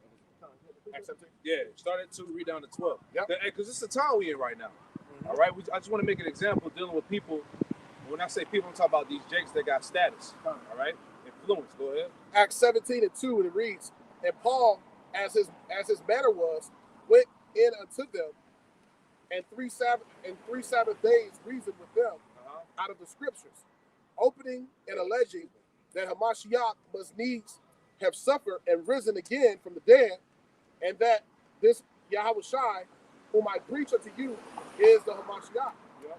And some of them believed and consorted with Paul and Silas, and some of the devout Greeks, a great multitude, and of the chief woman, not a few. Now, these devout Greeks, these were Israelite foreigners. It said devout Greeks because these were Israelite foreigners that had status around the area where Paul was at. Okay, go ahead. But the Jews, which believed not, moved with envy, took unto them certain lewd fellows of the baser sort, Salakia, and gathered a company, and set all the city in an uproar, and assaulted the house of Jason, and sought to bring them out to the people. Yeah, you had wicked Israelites that wasn't with Paul out here pushing the word onto the Israelite foreigners, man. So they got some base ass niggas to try to come against them. Keep going. And when they found them not, they drew Jason and certain brethren unto the rulers of the city, crying, these that have turned the world upside down. Yeah, that's how they look at us. Yep. These are the men that have turned everything upside down, man. Go ahead. What the problem? Are come hither also, whom Jason hath received, and these all do contrary to the decrees of Caesar, See? Keep going. saying, there is another king, one Yahushua. Just like how we doing in this time. Right. We say all things that's contrary to Esau. We telling you that there's another king. All right, Yahushua. Esau ain't the most high, man. That's right. He ain't the king. He's a man. Go ahead. And they troubled the people and the rulers of the city when they heard these You things. see that? And we troubling the people. We troubling the rulers of the city. Like it tells you Isaiah 13 and 1 that this word has gone up to the gates of the nobles. Go ahead. Verse 9, and when they had taken security of Jason and of the others, they let them go. And the brethren immediately sent away Paul and Silas by night into Berea, who coming thither went into the synagogue of the Jews. Yep. Jump down to 12. It's a point. Verse 12, therefore many of them believed Therefore many of them believe. Go ahead. also of honorable women, which were Greeks, and of men, not a few. Now, when you go into this word honorable, it goes into well known, all right, or that had status. Yep. So it's the same thing that's going on right now in America. Yep. All right, you got jakes that have status, celebrities, entertainers, athletes that are hearing the word, man. Yep. You know, that know that they're Israelites, they're hearing the truth. That's why what the priest was going into. Yep. These jakes that's hearing his word, and you see the bullshit with the mandates and all that, man, it's time for you to drop that shit, man. Right. It's time for you to drop your status and come into the truth so that you may be saved, man. Right. You know? In 1 Corinthians 1st chapter talk about the mighty and the renowned. Yeah. That word mighty goes into that. You know, those of influence. Yep. Hey, so you jakes of influence, hey, you can play around with it if you want to. Yep. This opportunity might not be there. It's all through the spirit. Yeah. You know, but ultimately, hey, the Lord say he stretched out his hand all the day long. Right. That's him stretching his hand. Not many. Matter of fact, Yeah, I'm gonna get that. Get that 1 Corinthians 1. Matter of fact, I'll get that real quick. I'll look it up. I'll look it up in the blue letter. You know? 1 Corinthians 1. because you're gonna have certain men that have status in the world, and I'm talking about Jake, that has so-called celebrity status that's gonna be saved. You know, that's gonna believe. You know, you got Jake from all manners of life coming into this thing, man. That's right. You know, Because like I said, it starts with what? Denying yourself, man. That's the thing that a lot of the people of the world refuse to do, man, because through pride, man. Yep. They think because they got $1 million in the bank account, and they got however many subscribers on Instagram or Facebook or whatever, they think that makes them somebody above, pretty much humble yourself, man. But like I said, the Lord does not give a damn about your status or who you are in this world, man. Because He made you. He made you rich, man. Just as easy as He made you rich, He can make you poor if you want it, man. Right. Hey, J. Cole said something like, what did he say? He said, if you broke clowning on a millionaire, the joke's on you. But what about if they crash the economy? The joke gonna be on you, The nigga. joke gonna be on you niggas, man. Because right now, you only boast because you got that money, man. Right. This money is about to be obsolete, man, because most of these niggas that are bound to that cash, they're gonna sell out anyway and take the MOTB. Right, because they can't give it up, man. Because that money ultimately is like a talisman that has them bound by it, man. So now that they worship money. Money is their god now, man. So all Esau gotta do is dangle that dollar in front of them. They're gonna do whatever the hell he tells them to do to get it, man. Yep. You got that for you. I got the word money. Okay. This is the book of 1 Corinthians, chapter 1, verse 26. Yep. For ye shall see your calling, brethren, now that not many wise men after the flesh, not many mighty men, not many noble are called. Right now, it said not many wise men. Okay, that's why you don't have these top scholars that's in the faith. The Umar Johnsons, the Cornell West, Henry Louis Gates, all these so-called intelligent blacks in the faith. So-called Right. intelligent. Right. Now I said that word mighty. Give me that. This is the word mighty. G1415. The word is dynatos. Dynatos looks like dynasty. It says able, powerful, mighty, strong, mighty in wealth and influence. Mighty. That's the key point. Mighty in wealth and influence. Okay, that's these celebrities, these rappers, these entertainers, these actors. All right. The Lord said, "Not many mighty are called into the faith, man." So it ain't gonna be many, but it could be a couple. It could be some. Yeah. And that's why we just saying what we saying in the spirit that hey, these niggas that got the status is watching these videos, man. You better be prepared to drop that shit, man. All right, and give it up for Yahweh Shem Al Shah, or you gonna leave your ass here to get destroyed, man. Right. And you gotta drop it by choice. You can't wait until Esau crashes this shit to be like, nah, I'm gonna go do it now, because by then it's gonna be too late. Yep. And the Lord forced your hand now, man. I got something to add to your point. This is Mark 10:25. It is easier for a camel to go through the eye of a needle than for a rich man to enter into the kingdom of Yahweh Shem Al Shah. And so, like I said, man, it's not saying it's impossible, but very few of them guys with riches is gonna pretty much, they're gonna drop it, man. Because like I said, they're bound by that dollar. They're bound by that fame, so they're not going to want to give up that influence, man. Yeah, that's why the man was it a young man that was sad? He was sad because he didn't want to give up his worldly possessions. Right, because I forgot the way it's said. Somebody can find that'd be cool, but he pretty much told you how Shai look. I keep the Sabbath, I keep the laws, I do everything right. So they said, what do I need to do to get in the kingdom of heaven? And the Lord told him, look, to pretty much forgo all your riches. Pretty much, come follow me. And he said he was sad and he went away, man. Yeah. He didn't want to give up that money, man. And that shows you. He said better is it for a camel to enter the eye of a needle. And back then, the camels, you travel with your riches. Yeah, you travel with your riches on top of the camel. And you would have to take it off just to get down there. Right. Just to get through there. Right. That narrow path. And so it's the This same is what brother from my heart talking about. Right. See that camel? See that eye of the needle? And that camel had all that stuff on it. And he had to take that off to go through the eye of the needle. And to add to the brother's point, a camel is a very stubborn animal, man. Very. So you try to make it kneel down so you can get through it. It's gonna fight you, man. It's very stubborn. Just like you these jakes are gonna fight, pretty much resisting the world to come into this truth, man. You know? Hey, in the wild, them camels too. I've seen them in the wild, and they'll spit on you, man. Them camels they some unruly little fucking beasts. Motherfuckers spit on you. I see the people. It happened to people. I seen it, overseas. But I seen it with people in the zoo, in the circus and shit. Motherfuckers spit on you. That show you how unruly they are. Yeah, them little ugly ass llamas too. Right. Some foul creatures. Good. You want that other precept? Did you find that?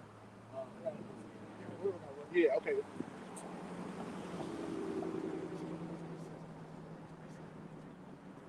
Follow me. Go ahead, bro. This is the book of Sirach, chapter 14, verse 3. Riches are not comely for a nigga. What should an envious man do with money? Right. Riches are not coming to a nigga. Because if you ain't got wisdom, to pretty much manage your money, man, it's pointless for you, man. Because all that, what Biggie say, man, more money, more problems. Yes. You got more money, it's more incentive to do some wicked shit, man. So knowing that, you gotta have the wisdom, man. You gotta have wisdom when the Lord give you them riches, man. Which is why He kept us in this lower state. So when we get in the kingdom and we have the wisdom, then we'll get the riches, man. Right now we're getting the real riches. Yeah. Like you say, we're getting the real riches now, which is this wisdom, knowledge, and understanding, man. Sophia, man. This is to add on to the riches. This is Ecclesiastes at 40, verse 13. Mm-hmm. The goods of the unjust shall be dried up like a river, and shall vanish with noise, like a great thunder and rain. Yeah, that's what we telling Jake. Hey, you can't take none of this shit on this side. You can't take none of this shit on the side in the kingdom of heaven. Right. The Lord said the goods of the unjust is gonna vanish, man. Right. The Lord gonna melt all of this shit, man. Yeah. Right. So what you hanging on to, man? Because at the end of the You day, know? man, you can't take those riches with you when you die, man. Yep. So there's no point in trying to, give your life away for that money, man. Come. All right, the Egyptians showed you that, man. Them damn pharaohs pretty much would take when they were about to die, man. They would take all the riches and even their slaves and bury them in the tombs, man. Because they thought they was gonna be able to take them to the next life, man. Yeah. But what happened? Yeah. They was in that damn sarcophagus rotting away, and that money was still sitting there for Esau to come in there and take it, man. Years later, that devil went to them damn graves and stole all them riches, man.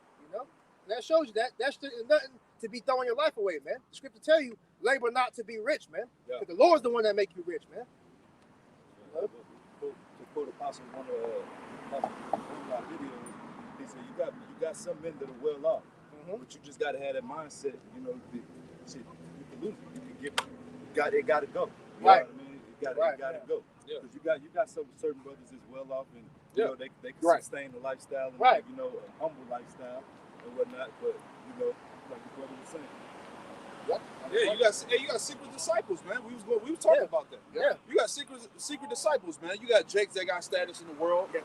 It may not even be celebrity status. It might be a motherfucker that's like a high level doctor or some shit, or an attorney or Police. whatever that believe, man.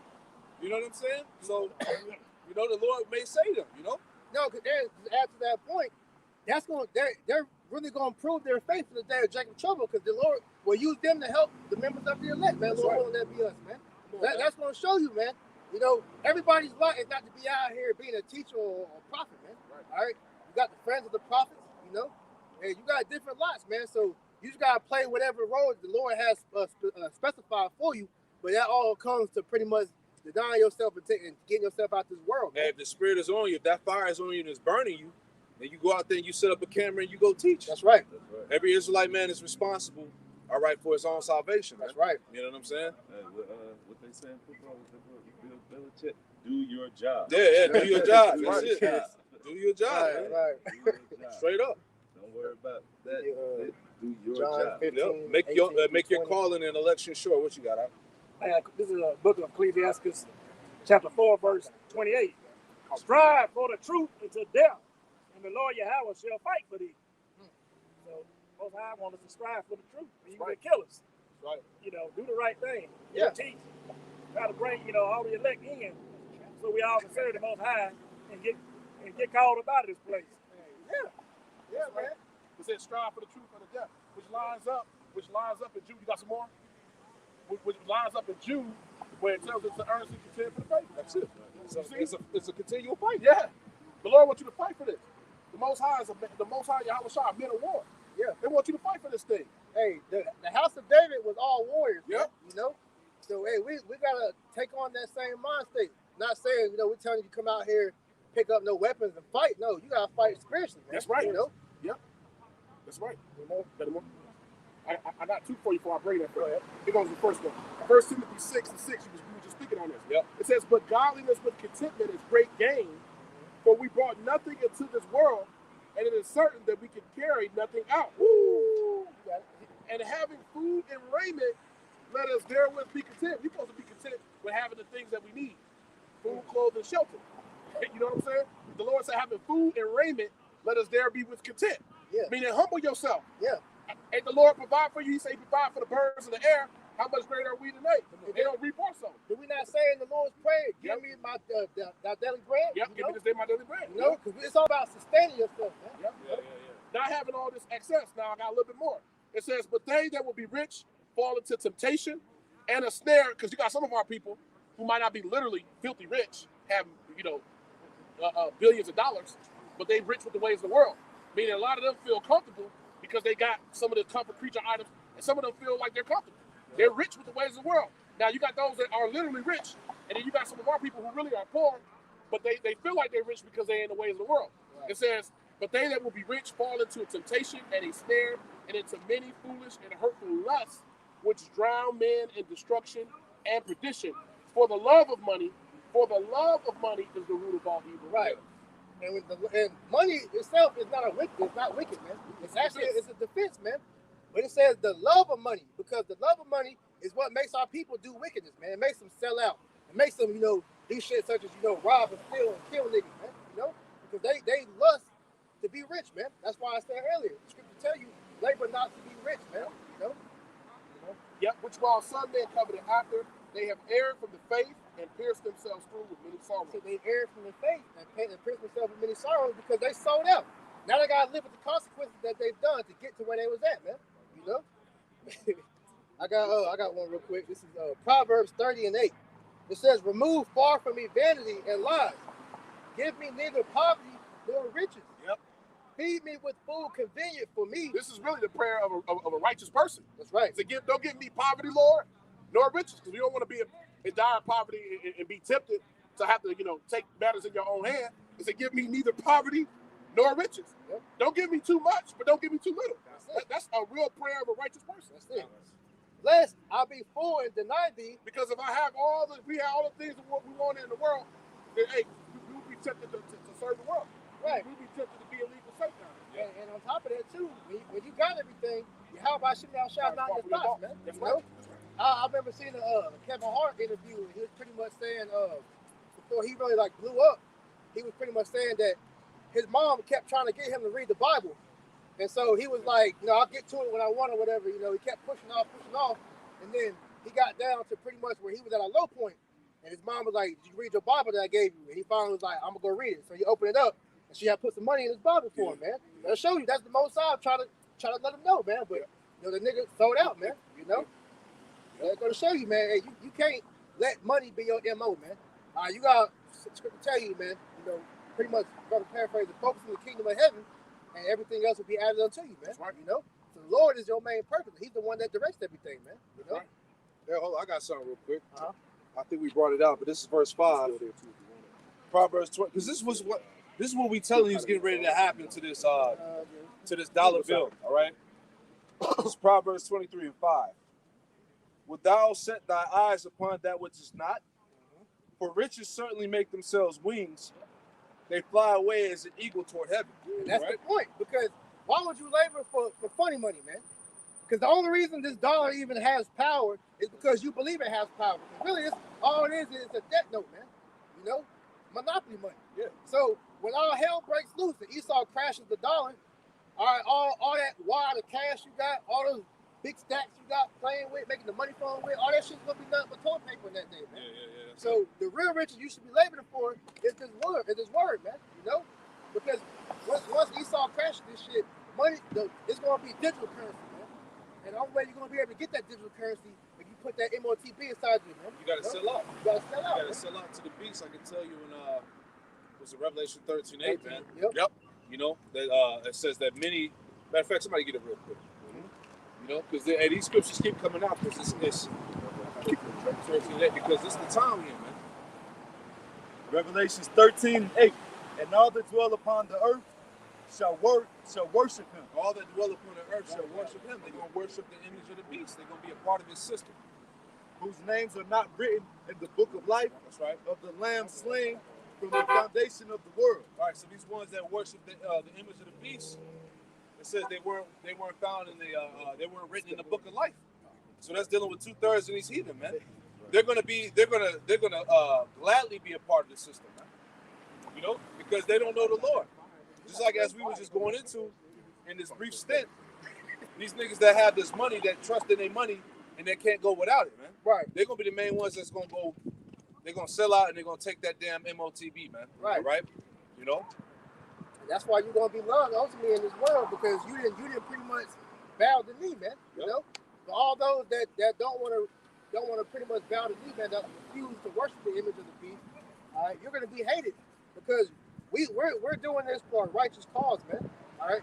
We know that Esau is the devil and he's trying to destroy us, man. So with that being known, we're gonna be hated for that point, because we don't want to be joined with the system, man. You know. You get the Matthew. All right. Matthew, John 15 and 18. And at the end of the day, man, if you're not gonna listen to Esau, you're gonna be pretty much vilified, man. All right, we're gonna get an account of that too in a second. Yep. This is book of John, chapter 15, verse 18. If the Daniel, word hate you, you know that it hated me. If the world hated you, you know that it hated me. Before it hated you. If you were of the world would love its own. Right. If you were of the world, then you will pretty much be accepted. But because you are not of this world, you know, because the Lord called you out of this place, all right, you are hated. It's because the spirit that you're representing, which is Yahweh Shem Yahushua, man. Go ahead. Because because you are not of this world, but I have chosen you out of the world, therefore the world hated you. Right. The world hates you because of the spirit that you come in, because of what you're doing. Because you don't want to, eat pork or any other abominable food. You don't want to, have no orgies. You don't want to pretty much accept the homo agenda. All right. You don't want to accept Esau's, his medical agenda. You know, the world's gonna hate you for that, because you know the truth, man. You know Yahweh Shem Yahushua is the answer to everything, and the world's gonna hate you for that shit. Right. The Lord said they hated him first. Exactly. Yep. We are the ambassadors, the representatives of Hamashiach Yahushua. That's right. The scriptures, the holy scriptures, these words that are written are the actual embodiment of the Lord's spirit, man. Hey, we're heralds to the Lord, man. Yep. You know how you had Silver Surfer? Yep. Pretty much being the herald to Galactus. Every time he comes to a planet, Silver Surfer will go and tell pretty much the world, hey, Galactus is on his way to pretty much eat your planet. So that's what we're doing. Yep. But Esau knows that Yahweh Shem Yahushua coming back to destroy your red ass. Yeah, like the cast on what's it called? The Avengers. It was the cast that came down. That was basically. The Black Order or something like that. Yeah. They was letting the world know that Thanos was coming to conquer, you know? Yeah, so that's the same lot we're playing out now, man. You know? And so we're hated for that aspect, because we're pretty much the spiritual party poopers of the world, man. Let everybody know, and your fun's about to stop, man. You know? Go ahead. Remember the word that I said unto you. The servant is not greater than his Lord. Yeah, the servant ain't greater than the Lord. The Lord went through the hell. He faced being hated. His own people tried to kill him. So how much more us, man? You know? We ain't nobody special that can be excluded from that treatment, you know? If they have persecuted me, they will also persecute you. Right. So once again, going back to that temptation, that's gonna take place, man. You know? Hey, you gotta be prepared for that, man. Be prepared for, hey, it might happen. You might be sleeping in your house 4 o'clock in the morning. Niggas kick your door in, ready to haul your ass to a concentration camp, man. You know, things like that gotta be in your mind, man. You know, have pretty much witnessing your family being separated in front of you, man. You know, or being killed in front of you, man. The possibilities is endless, but you gotta understand at the end of the day that Yahweh Shem Yahushua is gonna take care of you, and nothing that's gonna happen to you, it wasn't ordained, but by Him, man. You know, if they have kept my saying, they will keep yours also. Right. So that's why, going back to what I said earlier, man, we're not trying to, force you niggas to get it. If you don't want to get it, then that's going to be upon your own detriment. But for those that are willing to hear it, they listen to Yahushua in the ancient world. They're going to listen to him now through the men, man. You know, and you see out here, doing the work, man. You know, that was the point of that. It's like Daniel 3. Daniel 3 is where he didn't bow. Yeah, you start. All right. This is the book of Daniel 3 and 1. And it reads, I believe it's Daniel 3. It says, and Nebuchadnezzar the king made an image of gold whose height was three score cubits. Verse 10. 10. All right. Daniel 3 and verse 10.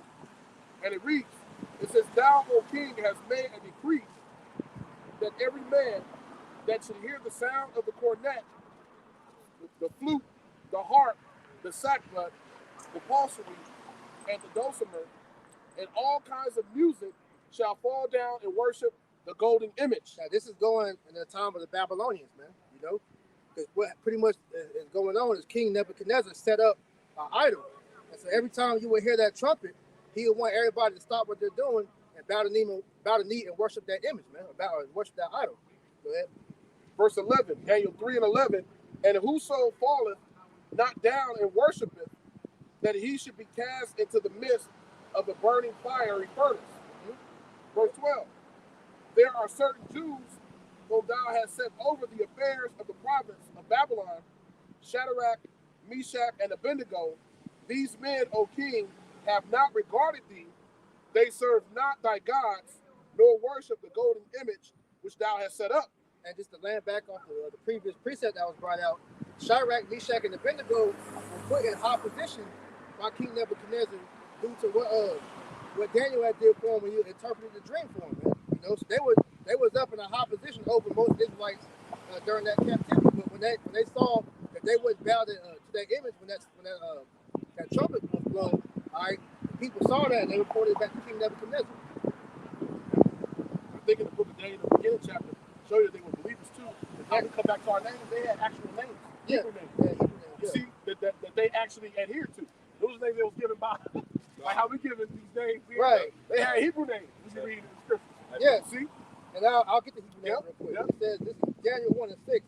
It says, now among these children, among these were the children of Judah, Daniel, Hananiah, Mishael, and Azariah. Those are their Hebrew names, but And Daniel was what, Daniel? yeah, Is that right? yeah. Yep. So see, they all had their Hebrew names. So it shows you that they knew who they were, Yeah. man, and they knew Yahweh Shem Yahushua. That's right. You know? Yeah. Continuing on, verse 11, and whoso falleth not down and worshipeth, that he should be cast into the midst of a burning fiery furnace. There are certain Jews whom thou hast set over the affairs of the province, Babylon, Shadrach, Meshach, and Abednego. These men, O king, have not regarded thee. They serve not thy gods, nor worship the golden image which thou hast set up. Then Nebuchadnezzar, in his rage and fury, commanded to bring Shadrach, Meshach, and Abednego. Then they brought these men before the king. Nebuchadnezzar spake and said unto them, he said, is it true, O Shadrach, Meshach,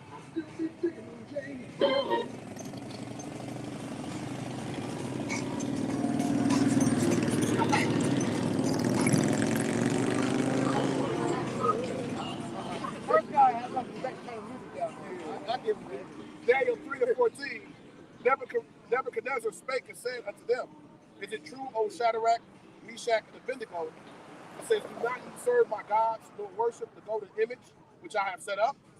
Now if ye be ready, that at what time ye hear the sound of the cornet, the flute, the harp, the sackbut, the psaltery, and the dulcimer, and all kinds of music, ye fall down and worship the image which I have made. It says, well, but if ye worship not, ye shall be cast into the hour, or cast into the same hour, into the midst of a burning fiery furnace. And who is that God that shall deliver you out of my hand? This is the same stead that we're coming in now, man. Just how Shadrach, Meshach, and Abednego didn't bow the knee to that image. All right, we're doing that now. We're not taking your juice, man. We're not going to take your chip, man. We're not going to worship the image of the beast, man. You know, fuck America. Because at the end of the day, we know that this place is on its way out. The Lord's coming to destroy America and you damn devils, man. That's right. You know, That's right. Romans 11 verse 4. But what said the answer of the Most High to him?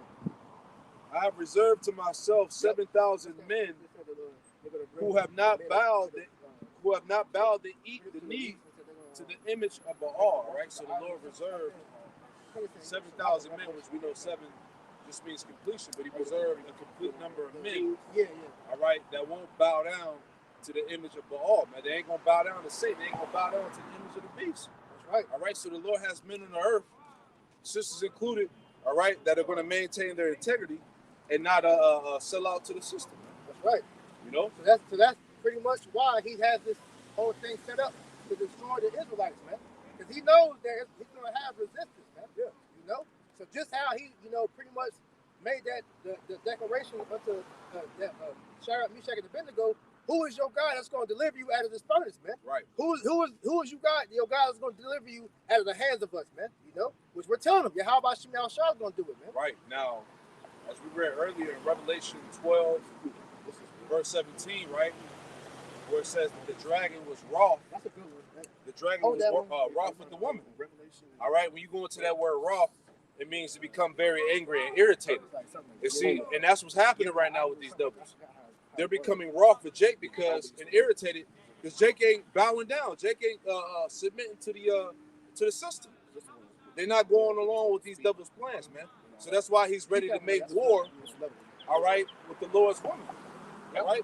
So that's why we are definitely in a time of Jacob's trouble, man. That's right. Because we're in the midst of great rebellion. All right, dealing with these Edomites that are against the system, and also some of these Jakes included.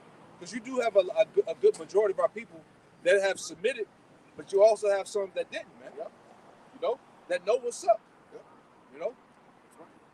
Showing you the word, the Lord's word is faithful and true. That's right. Because if that wasn't so, then you wouldn't have it. We wouldn't have nobody that would be standing against the book. Everybody would just go with what Esau gonna say, and then the world would just continue on like it is. But no, Isaiah 1 and 9, the Lord said that He left a remnant. You know what I'm saying? Or we would be like Sodom and Gomorrah. Right. That's showing you that the words of the Lord are faithful and true. You see? I got that one for you.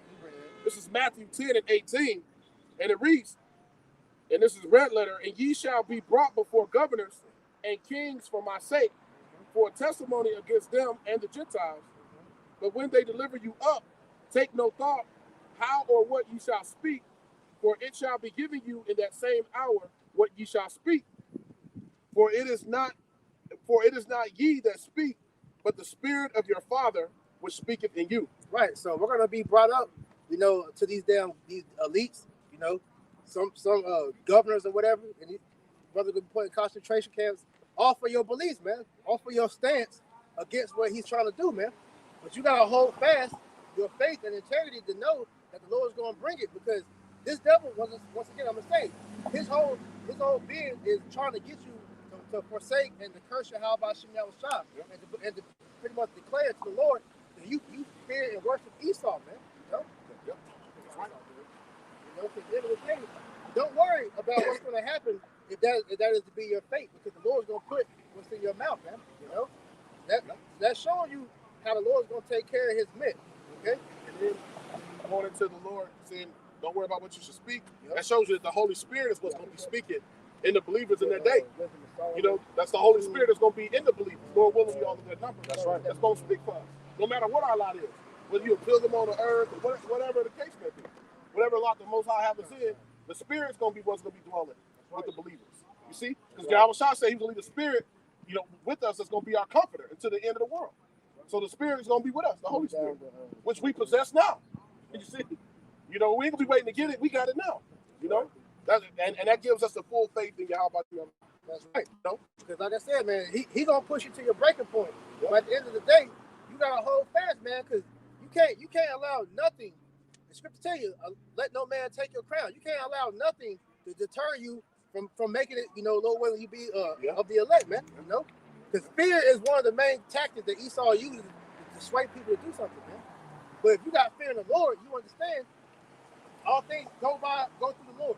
He's the one that creates good news. Whatever happens to you, the Lord wanted to happen. If you're going through it, He said what? He's not going to put something above on you that you can't bear, man. He's always going to provide a way for you to escape, man. And the Lord, and it's a beautiful point you made, because this is the essence of the belief in the Scriptures. Yep. When you read Romans 9 chapter, the Lord said, "No one who has resisted His will," meaning who can offset what the Lord won't done anyway. Right. Who can actually try to outdo the Most High, or say, "Nah, that ain't what the Lord want. I'm gonna do it my way." Right. Who can really do that? And that's why you gotta have to understand it. And then have the faith to say, "This is what the Lord's will is." That's right. This is the book of Sirach, chapter 2, verse 10. Look at the generations of old and see. Did ever any trust in the Lord and was confounded? Yep. Or did any abide in His spirit and was forsaken? None. Did anybody that ever put their trust in Yahweh Shimei Shah, did He ever leave him out to dry, man? And we just gave the example with if you finish reading that Daniels, which you can read on your own. Yep. Right? when he threw Shadrach and Meshach and Abednego in the furnace, man, what happened? He saw that there was an angel in there, which was Yahweh protecting them, man. You know, he did the same thing with Daniel and the lions did. Yep. He even had Hosea bringing them food, Habakkuk bringing them food. You know, and different examples, man. You know, Elijah was fed by a raven, and on down the line, man. These type of things you got to remember in your spirit to where that fear is not gonna overtake you and do something stupid. Yeah, man. Peter was locked up and freed out of prison. By an angel, man. You know, man. Or whom did he ever despise that called upon him? And the answer is nobody. Because the Lord is faithful to his believers, man. You know, he's always gonna come through. If you're fighting for the Lord, he's gonna fight for you, man. That's right. He doesn't ask for much, man. Just to believe and worship him, man. You know, our people trying to make serving the Lord all complicated. When the Lord, all he asks for is obedience, man. Fear and obedience. There's two things, man. You do that shit to Esau, all right? You niggas fear your manager, shit. You do something wrong, you scared to get fired, man. You scared you didn't get that check. So how much more y'all about shit I was trying, man? For the Lord is full of compassion and mercy, long suffering and very pitiful, and forgiveth sins and saveth in the time of affliction. Ooh, he's very long suffering, man. Hey, there's nothing that you pretty much can say the Lord's not gonna forgive you for unless you blaspheme his name, man. You know, so you gotta get out that mentality of trying to say that you defeated because you're a sinner. We're all sinners, man. The Lord ain't hearing my prayers. I'm not a man of the Lord. Look, if he gave you his name, if he has you out here doing the work, if you in the spirit, you good, man. Keep doing what you're doing, man. That's the Lord showing you he's dwelling with you, man.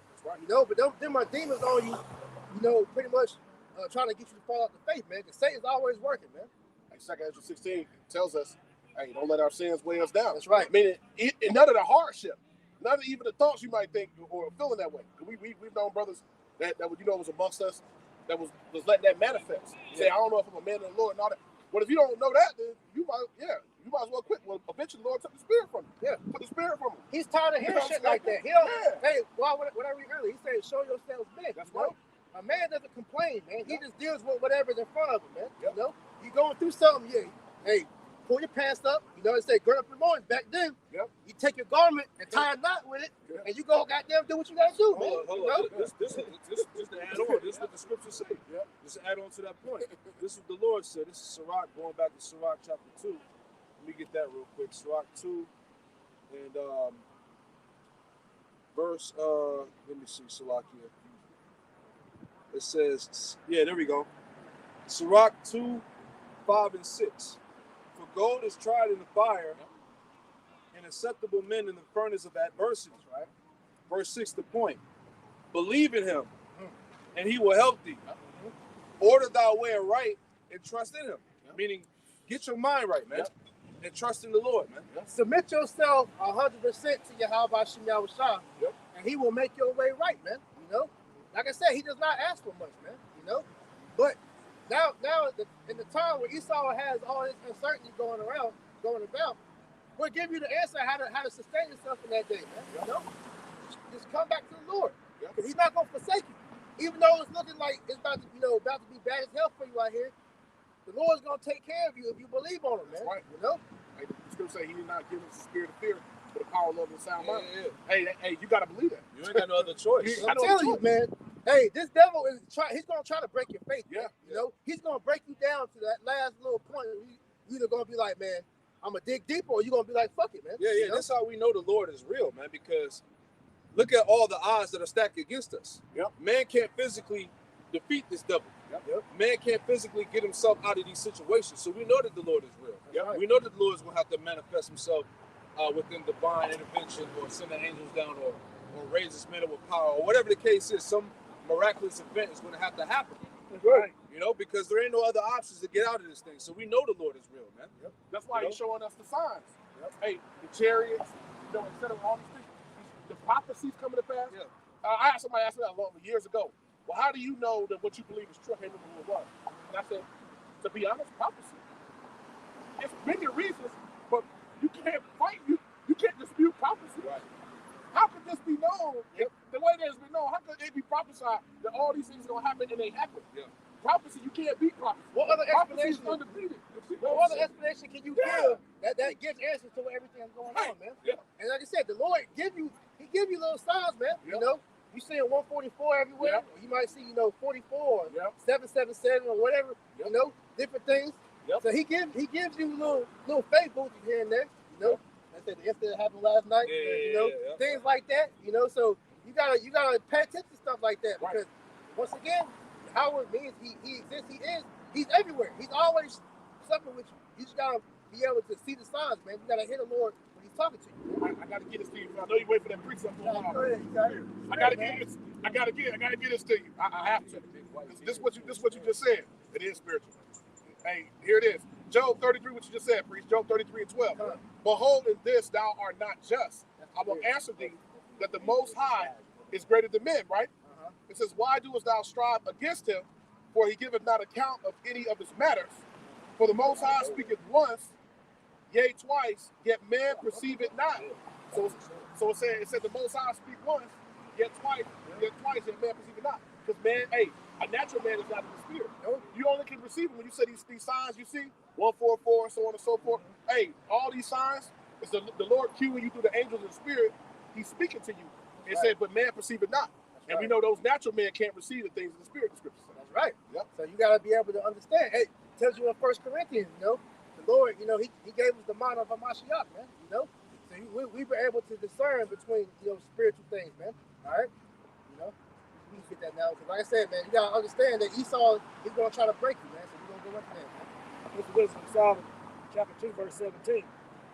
Let us see if the words be true, and let us prove what shall happen in the end of him. For if the just man be the son of the Most High, he will help him and deliver him from the hands of his enemies. Right. Esau hears everything we're saying. Yep. How we declaring that Yahweh Shemashah going to take care of us. He sit back like, all right, I hear what you're saying, so look, I'm going to prove it. We're going to see if everything you're saying be true, man. Go ahead.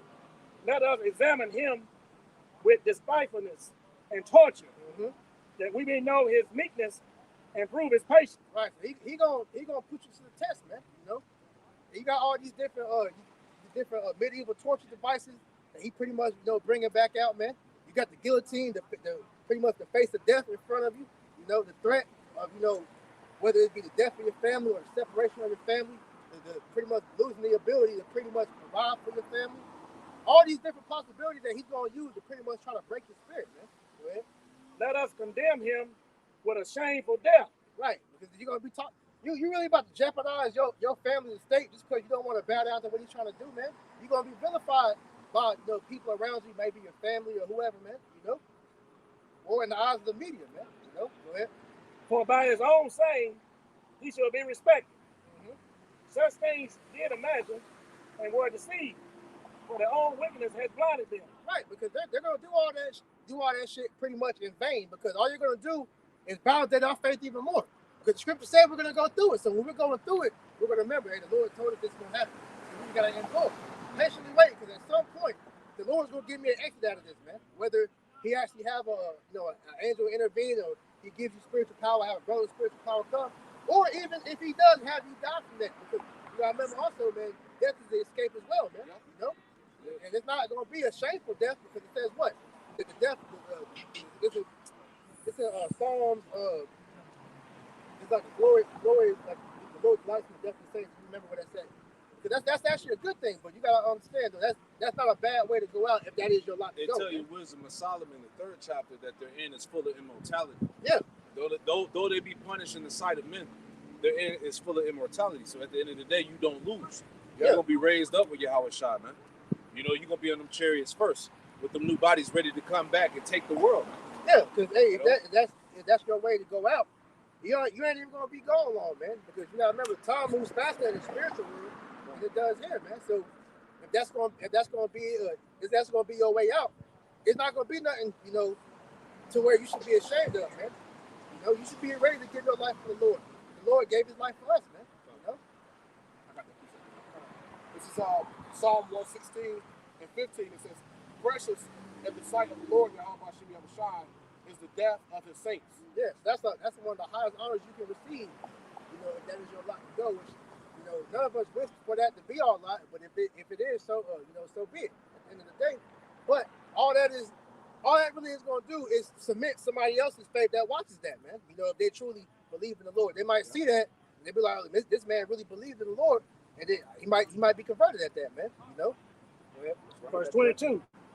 As for the mysteries of the Most High, they knew them not. Neither hope for they for wages of righteousness, nor discern the reward for blameless souls. Right. It says, as for the mysteries of the Most High, they knew not, because they don't understand that the Lord can intervene at any point. You know, he can have you in the guillotine, had the blade about to come down, and he might have your neck be hard, man, and it should just break, or have somebody come in and take you out that thing, man. They don't understand that Yahweh Shemel Shai is in control of all that, man. Right. So what he wants to happen to you is going to happen, whether you be, put to death or you be delivered, man. You know, they don't understand that. They're going to have to see that firsthand, man. They don't understand that without faith it's impossible to please him. That's the point. Our people don't understand that. That's why 2/3 have been rejected. That's right. Just the fact that they don't even believe. They don't understand how important that is to the Lord, how key that is in your relationship with Yahweh Shemel Shai. How faith is one of the key ingredients to having a relationship and getting salvation on you. Right. Faith is a big part of that. That's it, man. And we know at the end of the day, you're going down. So shit. Hey, it's just a matter of time. We just gotta get through it, man. Yep. You know? Right. So the Most High created man to be immortal and made him to be an image of his own eternity. So we know that at some point, man, we're gonna live forever. So we gotta endure all the hardship that come along with, going through that shit, because at the end of the day, he's gonna raise us back up, at some point in time, man. Lord willing, we'll be of the elect. So we're gonna be immortal. And that's one thing that Esau, he's trying to get on the left-hand side. That's why he's moving with this technocracy, pretty much trying to make man with machine, man, because he wants that on the carnal side, but we're gonna get that through the spirit, man. Fishing out. Verse 24. Nevertheless, through envy of the devil came death into the world. Yeah, this devil, he understands that the elect, we're gonna win at the end, man. So him, through just sheer pride and stupidity, was like, fuck it, I'm gonna try to take out as many Israelites as I can, not knowing that the Lord is never gonna do away with Israel, man. So what you're doing is all in vain at the end anyways, man. So hey, all we saying to you is do your part. We're gonna do our part, man. We're gonna stay faithful, and we're gonna watch you devils fall. We're gonna rejoice as we watch you fall, man. The Lord's gonna take care of his elect at the end of the day.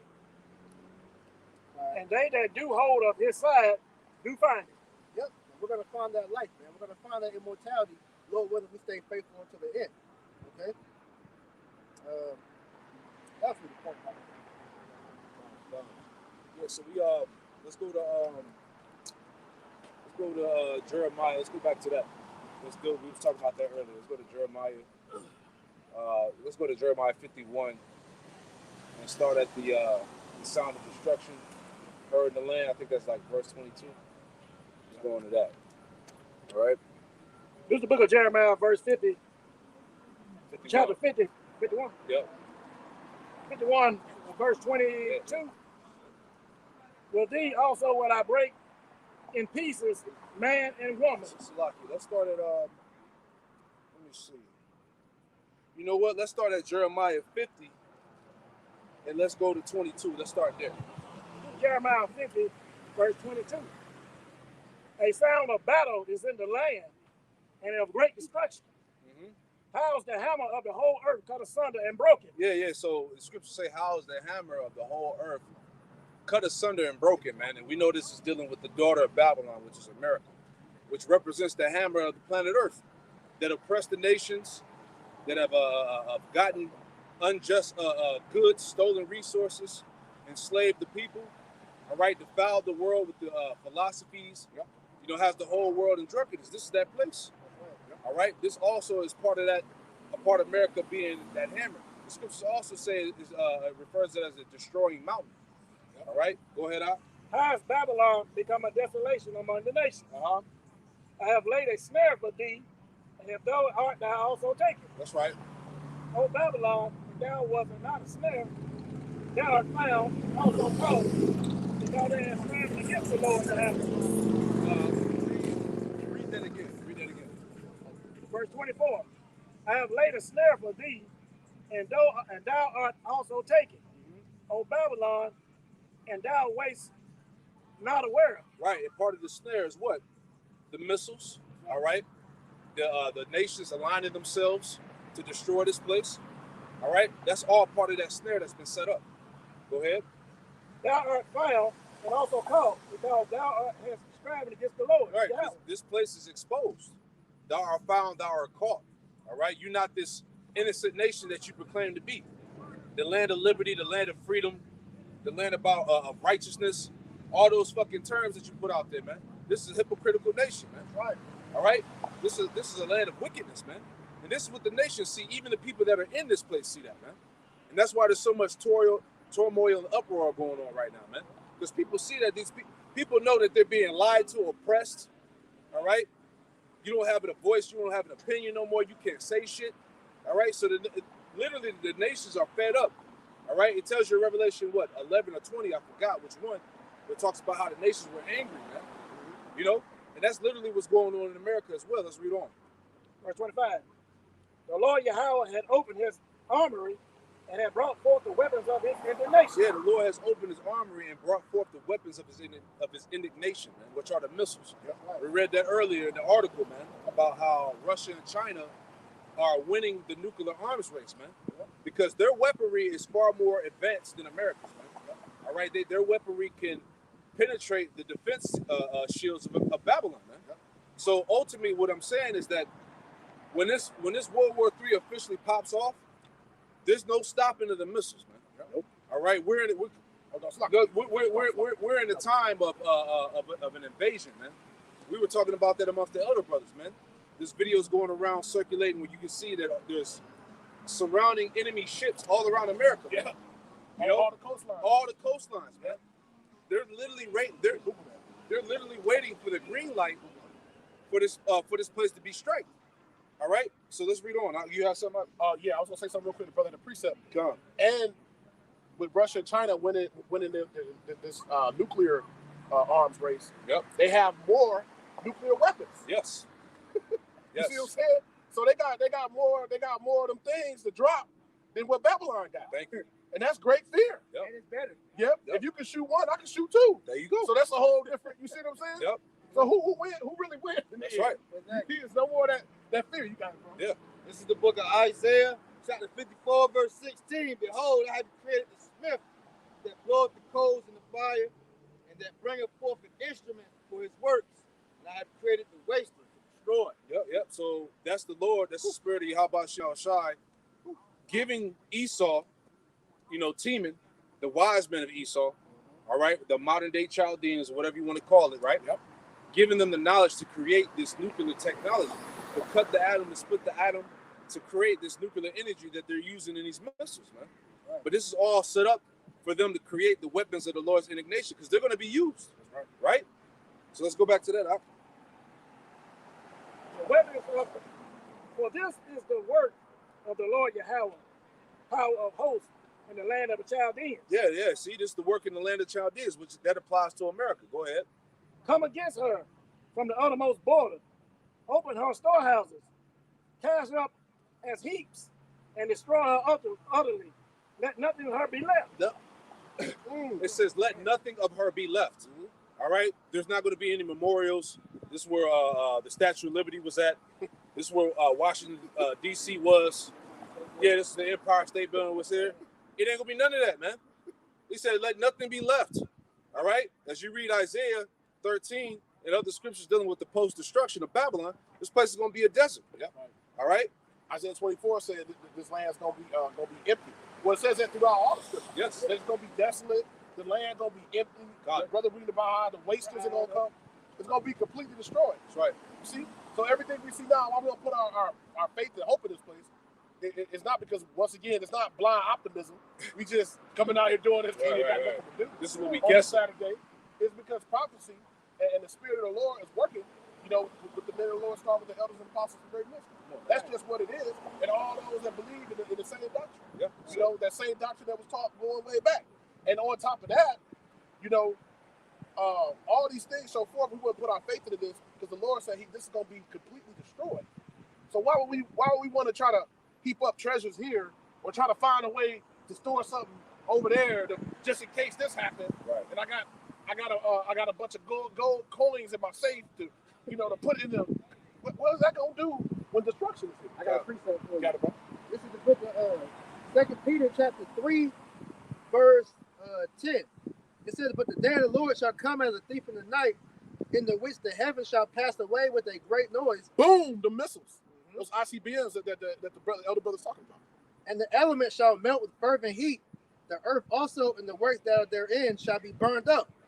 Seeing then that all these things shall be dissolved, what manner of persons ought ye to be in all holy conversation and godliness? Yeah, hey, so if this is all going to be dissolved, completely destroyed, decimated, you see, it's going to be dust. It's going to be nothing. You know, it's going to be a bunch of molten lava until it cools. And it's going to be, this place going to be destroyed. Yeah. Right. Forever. Nothing's going, no people are going to inhabit this place. Yeah. So it's only going to be certain types of animals that's only going to be found here. Yeah. So knowing that that's going to happen, what kind of mind should you have? Exactly. Like, for real. This ain't like this is for real, for real. The Lord's like, yo, think about this. If this place is going to be destroyed completely, and this is where you live, this is your habitation, then that means you're going to have to be rescued from this place. Yeah, that's right. Because if not, you're going to be destroyed too. Yeah. So what mind should you have? A mind, a repentant mind? A mind to say, yo, I'm going to go ahead and start listening to what's being said, because that's coming from God right there. Yeah. You see what I'm saying? That's coming from God. All the major and minor prophets saw these visions, man. Yep. Right. You know?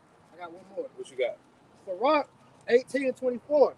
Think upon the wrath that shall be at the end, and the time of vengeance when he shall turn away his face.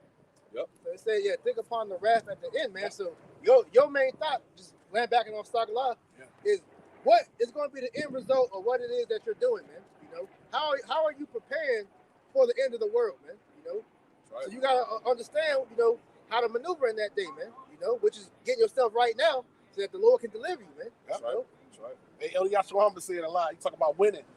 And if you knew you was going to win, how could you not go and do all the things that the Lord is telling you to do to win? Yeah. If you knew that, okay, ultimately, the Lord setting us up to win. Yep. Lord, will we have the elect? The Lord, let me go further. Even the 2/3 that's going down inside is going to win, because they're going to come back and win. So what kind of spirit should you be in? Just hoping to be of that, showing the Lord your diligence, you know, that eagerness, that sincerity of truth, worshiping Him. You should want to go hard, times, 10 times greater. Why? To try to be a part of the elect. You want to be able to be in that skip line to where you can experience all the glory that's coming with the kingdom being built up. Having that glass of wine with your house shop, man. You know, seeing the kingdom get built up from the ground up. Being able to put chains on these damn Edomites and the rest of these nations, man. You want to experience that, not hear about it, man. You know? First fruits. That's right. First fruits, man. Finish it out. We're going to go through that rest of that chapter. Verse 27. Slay all her bullocks. Let them go down to the slaughter. Yep. Woe unto them, for that day is come, the time of their visitation. Yeah, this is the time. This is the time, man. All right? That might be a lesson. You know, the time is now, man. Go ahead. The voice of them that flee and escape out of the land of Babylon, to declare in Zion the vengeance of the Lord Yahweh our power, the vengeance of his temple. Read that one more time, right? The voice of them that flee and escape out of the land of Babylon, to declare in Zion the vengeance of the Lord Yahweh our power, the vengeance of his temple. Right, and this is what the prophets are declaring to the people, man. All right, that this is the vengeance, this destruction that the Lord is going to bring. This is the vengeance of the Lord's people, man. The Lord is going to avenge the Israelites, man. All right, dealing with the elect. All right, this is why we're seeing all hell break loose across the planet. The ultimate hell is going to be the destruction of Babylon, man. All right, keep reading up. Verse 29. Call together the archers against Babylon, and ye that bend the bow, camp against it round about. Camp against it round about, as we were just talking about. You got literal enemy ships surrounding America, man. And they said on some of those, what do you call those things? They got the boxes on them. What do they call again? The cargo, but it's what's the name of those boxes that's on it? Containers, the freights and all of that. It's a name for them, right? Those little Connex looking things. Yeah, the red boxes or whatever. I forgot the name of it. I know what you're talking about. But there was a video that came out that China has developed some shit where they got like missile rocket launchers that look like them things. And it's not a coincidence that they're all surrounded around Babylon, just chilling in the middle of the ocean. All right? So those going back to what we just read, those are those archers that got the missiles on them, man. You know, go ahead. Let none therefore escape. Recompense her accordingly to her works, accordingly to all that she have done, do unto her. For she have been proud against the Lord Yahweh, against the Holy One of Israel. Right, so it says she had been proud, talking about America, Babylon. This place has been most proud against Yahweh Shem Yahushua, and that's why the Lord has pretty much through the Spirit of the Lord, he has this place surrounded, man. Which the people have no idea of this, man. Yeah. That's why when the Lord said, when the scripture said that the day of the Lord should come as a thief in the night, it's going to come just like that. Because people have no idea that all it's going to take is a push of a button. Yep. All it's going to take is one rocket to get launched, or whatever the case is. That's all. Yeah, once you see that one, everybody else will start pushing. Come on, man. You know?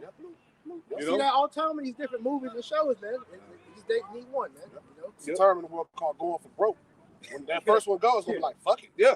I gotta shoot my shit too. Yeah. Or I'm gonna get destroyed. Because everybody is allied with somebody. Yep. So if they hit your, when this country get hit, and that country gonna say, I gotta defend them because they defend them. It's over. Right. Other countries, whatever you call them, whatever. God, I got a quick precept. Yeah. I got one for you. Revelation 18:6. I start at 5. Matter of fact, I start at 4. Oh, you had that? Revelation 18:4. And I heard another voice from heaven saying, "Come out of her, my people." And this actually the elect that are going to hear the voice of Yahweh Shem Yahushua. All right, it says, "Come out of her, my people, that you may be not partakers of her sins," because the elect are going to get beamed up out of here, man. That's how they're going to be. That's how they're going to escape Babylon, right? By the chariots. Come out of her, my people, that you be not partakers of her sins, and that you receive not of her plagues. Yep. Verse 5, for her sins have reached unto heaven, and Yahweh Shem Yahushua have remembered her iniquities, man. All right? Verse 6, my point. Reward her even as she rewarded you, and double unto her double according to her works, in the cup which she hath filled to her double. So the Lord said, reward unto Babylon unto her double, man. So this place is going to receive double recompense, man. Really, that's overkill, man. All right, when the Lord is going to literally evaporate this damn land, man. That's right. You know what you had? I got something for you. Isaiah 47. Move the line down a little bit. You know, you stop a little bit. Isaiah 47:9. It says, "But these two things shall come to thee in a moment." Yep. In one day. In one day, man. That's all it's going to take. One day, 1 hour. Go ahead. The loss of children and widowhood, they shall come upon thee in their perfection, for the multitude of thy sorcery. Man, see, hey, this destruction that the Lord going to bring, it's going to be a perfect destruction. You know, it ain't going to be half-assed. It's going to be perfect. All right? Go ahead. And for the great abundance of thine enchantments. Uh-huh. For thou hast trusted in thy wickedness. Thou hast said, none seeth me. Thy wisdom and thy knowledge, it hath perverted thee. And thou hast said in mine heart, I am, and none else beside me. Hey, there's a video that somebody put out. I don't know, one of the brothers shared it. It's called "Everything Is Fake." Heavy video, man. How pretty much Esau set up this system, this government, and everything is a goddamn psyop, man. Everything is set up by Esau, man. It is ran by the upper echelon of the governments, man, to control the minds of the people. They have these false flags, everything set up to get people to buy into whatever particular agenda that they're trying to push out. That shit is heavy, man. But this goes back to all this devil's witchcraft, man. Go ahead. Therefore shall evil come upon thee, thou shalt not know from whence it riseth, and mischief shall fall upon thee, thou shalt not be able to put it off. Yeah, this destruction that the Lord gonna bring, you ain't gonna be able to put it off. You ain't gonna restore yourself from it. Go ahead. And desolation shall come upon thee suddenly, which thou shalt not know. Yep. Stand now with thine enchantments, and with the multitude of thy sorceries, wherein thou hast labored from thy youth. If so be, thou shalt be able to profit. If so be, thou mayest prevail. Right. So the Lord is making mockery of this devil. The Lord is basically saying, take your sorcery, your multitudes of witchcraft, and see if that's gonna save you from this ass whoop I'm about to bring on you. That's right. All right, because we're in the midst of all this nonsense now, dealing with the Crown 99 bullshit. All right, him setting up his medical science as God, the new idol. You know, trying to make everybody bow down to this image of the beast. So that we're in the multitude, and we're in the midst of all of that sorcery and witchcraft right now, man. And he's playing on the minds of many of the people. You know. the book of Isaiah, chapter 66, verse 15. For behold, the Lord will come with fire, and with his chariots like a whirlwind, to render his anger with fury, and his rebuke with flames of fire. Go ahead. For by fire and by his sword will the Lord plead with all flesh. That's right. And the slain of the Lord shall be many. Right. That's why these devils are scared, man, because they know the power of the angels. They got video of the chariots doing damage on the earth. You know, they just probably haven't declassified it, but they see this shit, man. Now, it's actually a video. I know I don't know if you have posted, but it's like a chariot shot like a laser beam or something to a volcano and made it erupt. You know, they blew up some land. I don't know where it was at, but this video is what you just said though. Yeah. You gotta look for them. So they know that the angels, in due time, they know that the angels that are riding in these chariots, they're going to bring destruction, man. You know. Go ahead. I'll go back to where you was at. Where was you at? Shit, it was actually a video of an angel chariot shooting the missile out of the sky, man. I think that's the one I saw. Yeah. I think you posted that before. I think I Yep. saw that one. Yep. I saw that one. Iran or something. What you call? What's the word? Basically it took down the warhead from the sky. Yeah. You know? It was either Iran or somebody was shooting one. I can't remember Yep. which country it was. Yep. Isaiah 47 and verse 13. It says, "Thou art weary in the multitude of thy counsels. Yep. Let now the astrologers and the stargazers and the monthly prognosticators stand up and save thee from these things that shall come upon thee." Go. You know, your witchcraft, your witches and warlocks, your sorcerers. They're not gonna save you. They're not gonna have an answer for you, man. Because really, we're in a time where this devil's sorcery and witchcraft is wearing off. That's why people are beginning to see that this man is the damn devil, man. Right. That's why nobody believes him. That's why he's just ready to roll with the program, because he's like, yo, this is it. They found out. Yep. You know? Yep. Go ahead. The Wisdom of Solomon talks about what you were speaking about, which is it says the bewitching of naughtiness. Yeah. See that spell is that spell to wore off. Yeah. That's literally was a spell in the spirit that's been put on all people. Yeah. Yeah. A big part of that The spell. bell being lifted. Yeah, a big part of that spell was the lies that he was spreading throughout the earth, man. Now that everybody's waking up to the truth, that witchcraft is starting to wear off, man. God. Yep. Verse 14. Got two more verses for this one. "Behold, they shall be as stubble. The fire shall burn them. They shall not deliver themselves from the power of the flame. Nope. There shall not be a coal to warm at, nor fire to sit before it. Thus," verse 15, "thus shall they be unto thee, with whom thou hast labored, even thy merchants from thy youth. They shall wander every one to his quarter. None shall save thee." Yeah. There's no saving. There's no saving this place. There's no saving these devils. And they know that this is the end. That's why all the rich billionaire trillionaires, they fled to New Zealand. How you say it? New Zealand. New Zealand. All right, and other parts of remote areas on the planet Earth that ain't gonna get touched. You know. And you can Google it too. Speaking of New Zealand, they now there's a boom in New Zealand for land being bought and bunkers being put in those lands. Exactly. So they trying to go to New Zealand and buy bunkers.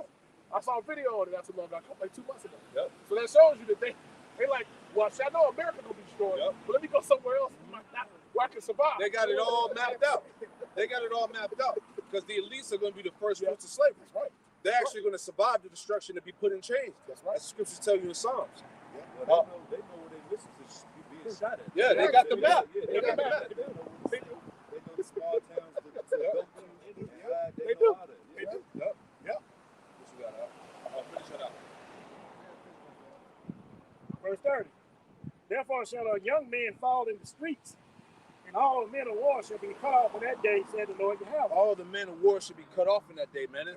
Hey, they're going to be cut off by that great slaughter. Like it tells you in Isaiah 34 that basically the bodies shall melt. Matter of fact, let me get that real quick. Isaiah 34. Somebody get that for me. Isaiah 34 and verse I think it's like verse 5. Let me see. Isaiah 34 and verse 2 and 3. Isaiah 34 and 2. "For the indignation of the Lord is upon all nations, Yep. and his fury upon all their armies." All these world militaries are about to be destroyed in World War III. Go ahead. It says, "And all that is therein, the world and all," it's like verse 2. "For the indignation of the Lord is upon all nations, and his fury upon all his armies. He hath utterly destroyed them. He hath delivered them to the slaughter. He have delivered them to the slaughter. Keep going. Their slain also shall be cast out, Mm-hmm. and their stink shall come out of their carcasses, and the mountains shall be melted with their blood. And the mountains shall be melted with their blood, man. Yep. It said the stink shall come out of the carcasses. So it's going to be a high level body count, man. The Lord said He was going to allow those bodies to be food for the beasts of the field, man. Yep. For the fowls of heaven, showing you how great of a slaughter this is going to be, man. You know, go back to that. Yeah, finish that out. Verse 31.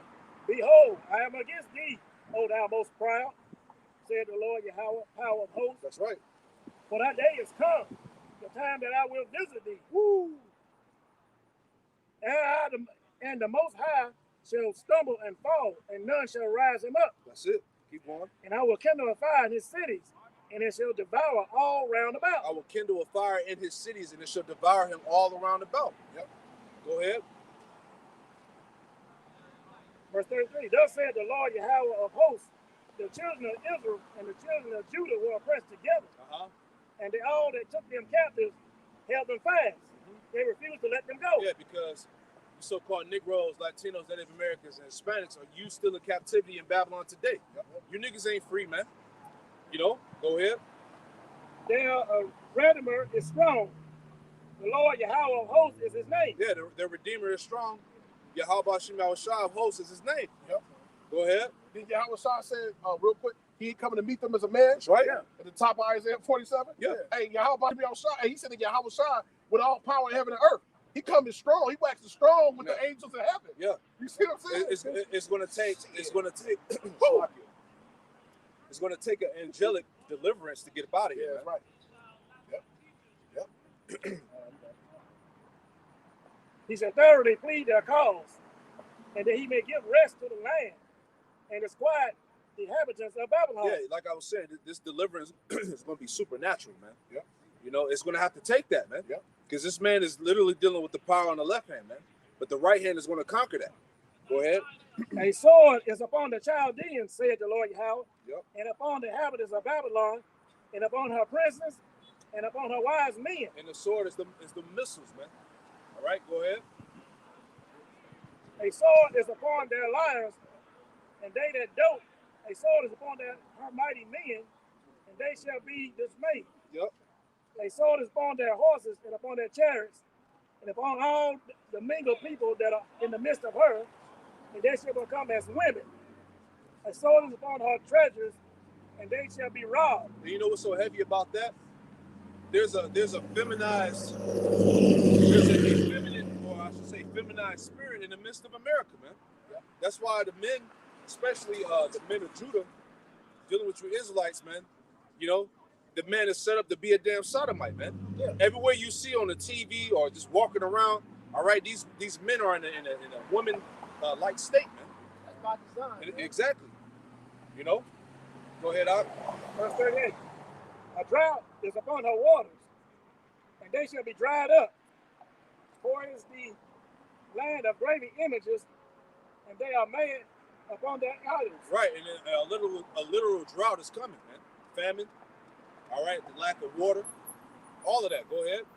Verse 39. Therefore the wild beasts of the deserts with the wild beasts of the islands shall dwell there, and the isles shall dwell therein, and it shall be no more inhabited forever, neither it shall be dwelt in be dwelt in from generation to generation. That's post-destruction.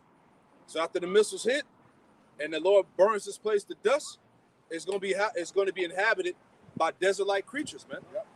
Go ahead. As the Most High overthrew Sodom and Gomorrah, Woo. and their neighboring cities thereof, Yep. said the Lord Yahweh, so shall no man abide there, neither shall any son of man dwell therein. Right, so this place is going to go out like Sodom and Gomorrah did, man. All right, fire and brimstone. So how can you say that's not the missiles, man? Yeah. All right, and also when the chariots come. Go ahead. Behold, a people shall come from the north, and a great nation, and many kings shall be raised up from the coast of the earth. Right, and we were speaking on that earlier too. You can go to Revelation, it was 16, about how the Lord is going to raise up the kings of the east. Yep. He's going to rile up the kings of the east to go to war with the west. All right, go ahead. They shall hold the bow and the lance.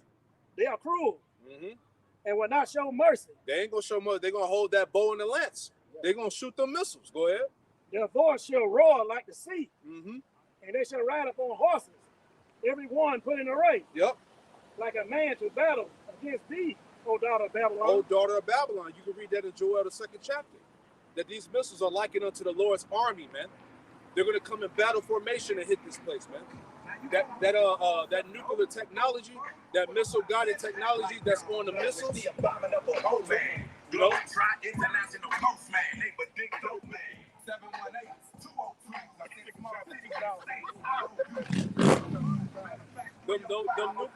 that nuclear guided technology that's on those missiles, that's going to allow those warheads to hit specific targets.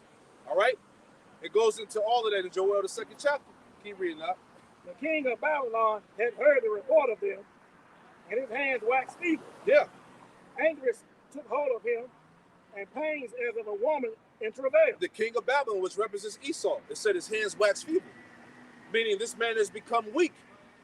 You know, he's weak in eyes of all the other nations now, man. Like Apostle Hart said, you know, Babylon is the laughing stock of the world, the planet. All right, people see that now. Now it's time to strike. That's why you have the alignment of these nations and their ships on the coast of America. That's why you got nations like Russia and China with nuclear weapons already set up aimed at America and the islands. North Korea, you know, so they already got designated spots that are that they're targeted to hit. You know. Verse 44. Behold, he shall come up like a lion from the swelling of Jordan. Yep. Into the habitation of the strong. Go ahead. But I will make them suddenly run away from her.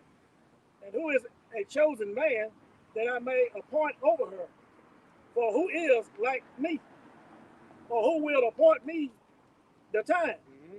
And who is the shepherd that will stand before me? Right. It's the Lord that's going to make the ultimate decision. All right, when this place is wiped out. Go ahead. Therefore, hear ye the counsel of the Lord Yahweh that he had taken against Babylon and his purposes, that he had purposed against the land of Chaldeans. Surely the least of the flock shall draw them out. And that's what's happening. Because we know that Babylon is synonymous with Esau, Edom, and Mount Seir, Assyria. All right? Esau is linked with all of that right now in this particular point in prophecy right now, man. But it said, read that again one more time. Surely the least of the flock shall draw them out. Surely the least of the flock shall draw them out, because America is allies with Israel, man. Yep. Israel is that least of the flock, man. Them Amalekites, man. And what has happened? They're going to draw America into World War III. Yep. Because what's the main initiative with the prime minister over there in Israel? That they want to stop Iran from creating nuclear weapons. Yep. You see, Iran is allies with Russia. Yep. So when you get in the affairs of Iran, that's going to cause Russia to come into play. Right. Because Iran supplies a lot of that uranium. Thank you. So you think that Russia gonna allow any other nation to stop them from getting more and more of the nuclear missiles? Right. They're trying to take shit out their mouth. Yeah. You know what I'm saying?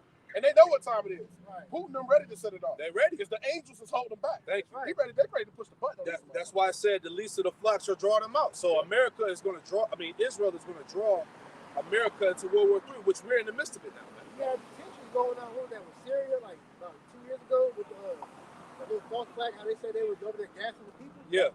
And they was pretty much itching, like, look, America, you step over here and put your nose in our business. Russia said they're going to come over there and, pretty much start nuclear war. Yeah, that's it. Surely the least of the flock shall draw them out. Yep. Surely he shall make their habitation desolate with them. Yeah, because, also, Israel is going to get destroyed too. Right. Remember, the Lord has to cleanse that land too. Because you had, you still got heathen over there. It talks about that in Luke, the 21st chapter, that until the times of the Gentiles be fulfilled. Going back to the fact until the Lord removes them heathen out of the land of Israel. So that place is going to get cleansed up too. Go ahead. Verse 46. At the noise of the taking of Babylon, the earth is moved. At the noise at the taking of Babylon, the earth is moved. Go ahead. And the cry is heard among the nations. Right, because you read about that in Revelation 18 chapter. Alas, Babylon has fallen, man. So that news is literally going to shake the earth.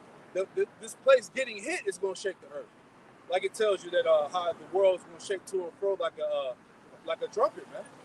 Showing you the impact of those missiles hitting the earth, man. That's going to literally rearrange the planet. That's how we're going to have a new heaven and new earth. Yep. New land masses. Yep. You know? Yep. Hey, that's it. Yep. You know?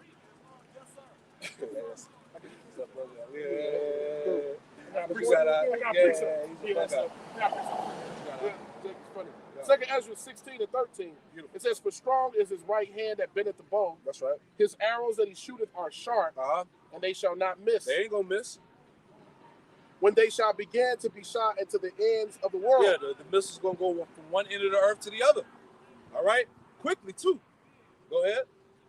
"Behold, the plagues are sent and shall not return again until they come upon the earth. That's right. The fire is kindled and shall not be put out until it consume the foundations of the earth. Man. Like as an arrow which is shot of a mighty archer returneth not backward, even so the plagues that shall be sent upon the earth shall not return again." Verse 17, and it reads, woe is me, who will deliver me in those days?" Yeah, that's heavy, man, because Ezra saw that, man. He saw those visions of Babylon being destroyed. And we're in the midst of those plagues right now, man. You know, until the ultimate plague comes, which is what? The nuclear destruction. Yep. You know, so it's many woes, as the scriptures tell you also in that same chapter, that great sorrows are going to be on every side of the planet. You know, hell is going on everywhere right now, man. You know, what you had, Speaking of plagues, Zechariah 14 and 12. "And this shall be the plague wherein the Lord Yahweh will smite all the people that are fought against Jerusalem. Yeah, there you go. Their flesh shall consume away while they stand on their feet. That's right. And their eyes shall consume away in their holes, and their tongue shall consume away in their mouth." Right. So this is going to happen to all the nations that had a hand of bringing down Jerusalem, man. Their asses are going to get melted with that fire, man. This is the benches of the Lord's temple here, man. You know? So we in some heavy times, man. You know? And that's why, as we always going to, we're going to continue to hasten the day of our Lord and Savior, Yahweh Shemel Shah. You had any more? That's it. You got something out? Not to mention, Elder, but it's going to take 1 hour. Yeah. You know? Yep. This is the book of Revelation, chapter 18, verse 17. "For in 1 hour, so great riches is come to naught, and every shipmaster and all the company of ships and sailors, and the many that trade by sea stood afar off, and cried when they saw the smoke of her burning, saying, What city is like unto this great city? And they cast dust on their heads and cried, weeping and wailing, saying, At last, that great city wherein were made rich all that had ships in the sea by reason of her costliness, for in 1 hour." Yeah, for 1 hour. "She made dust." Yeah. 1 hour, man. See, these nations are going to weep because that's the end of them making money off this whore. You know? Because we know that America is exclusively import. Because America don't make shit. You know what I'm saying? So all that business is about to be cut off. All that international trade. That's why you got certain boats out there in the ocean that just in the middle of the sea, man. You know, they're not going nowhere.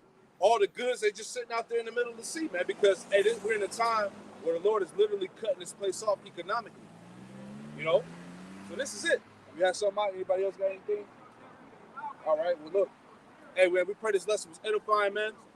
We're going to close out the camp by giving all praises, honor, and glory to Yahweh, Ba'ashem, Yahweh Shai, Ba'ashem, Rakakadash. Double honors to the apostles and elders and great most that were taught us the truth. Double salutation to all you Akim out there laboring in the house of David. He's pushing his word with all truth, righteousness, and sincerity. Shalom to you, brothers. Shalom. Shalom. Come on.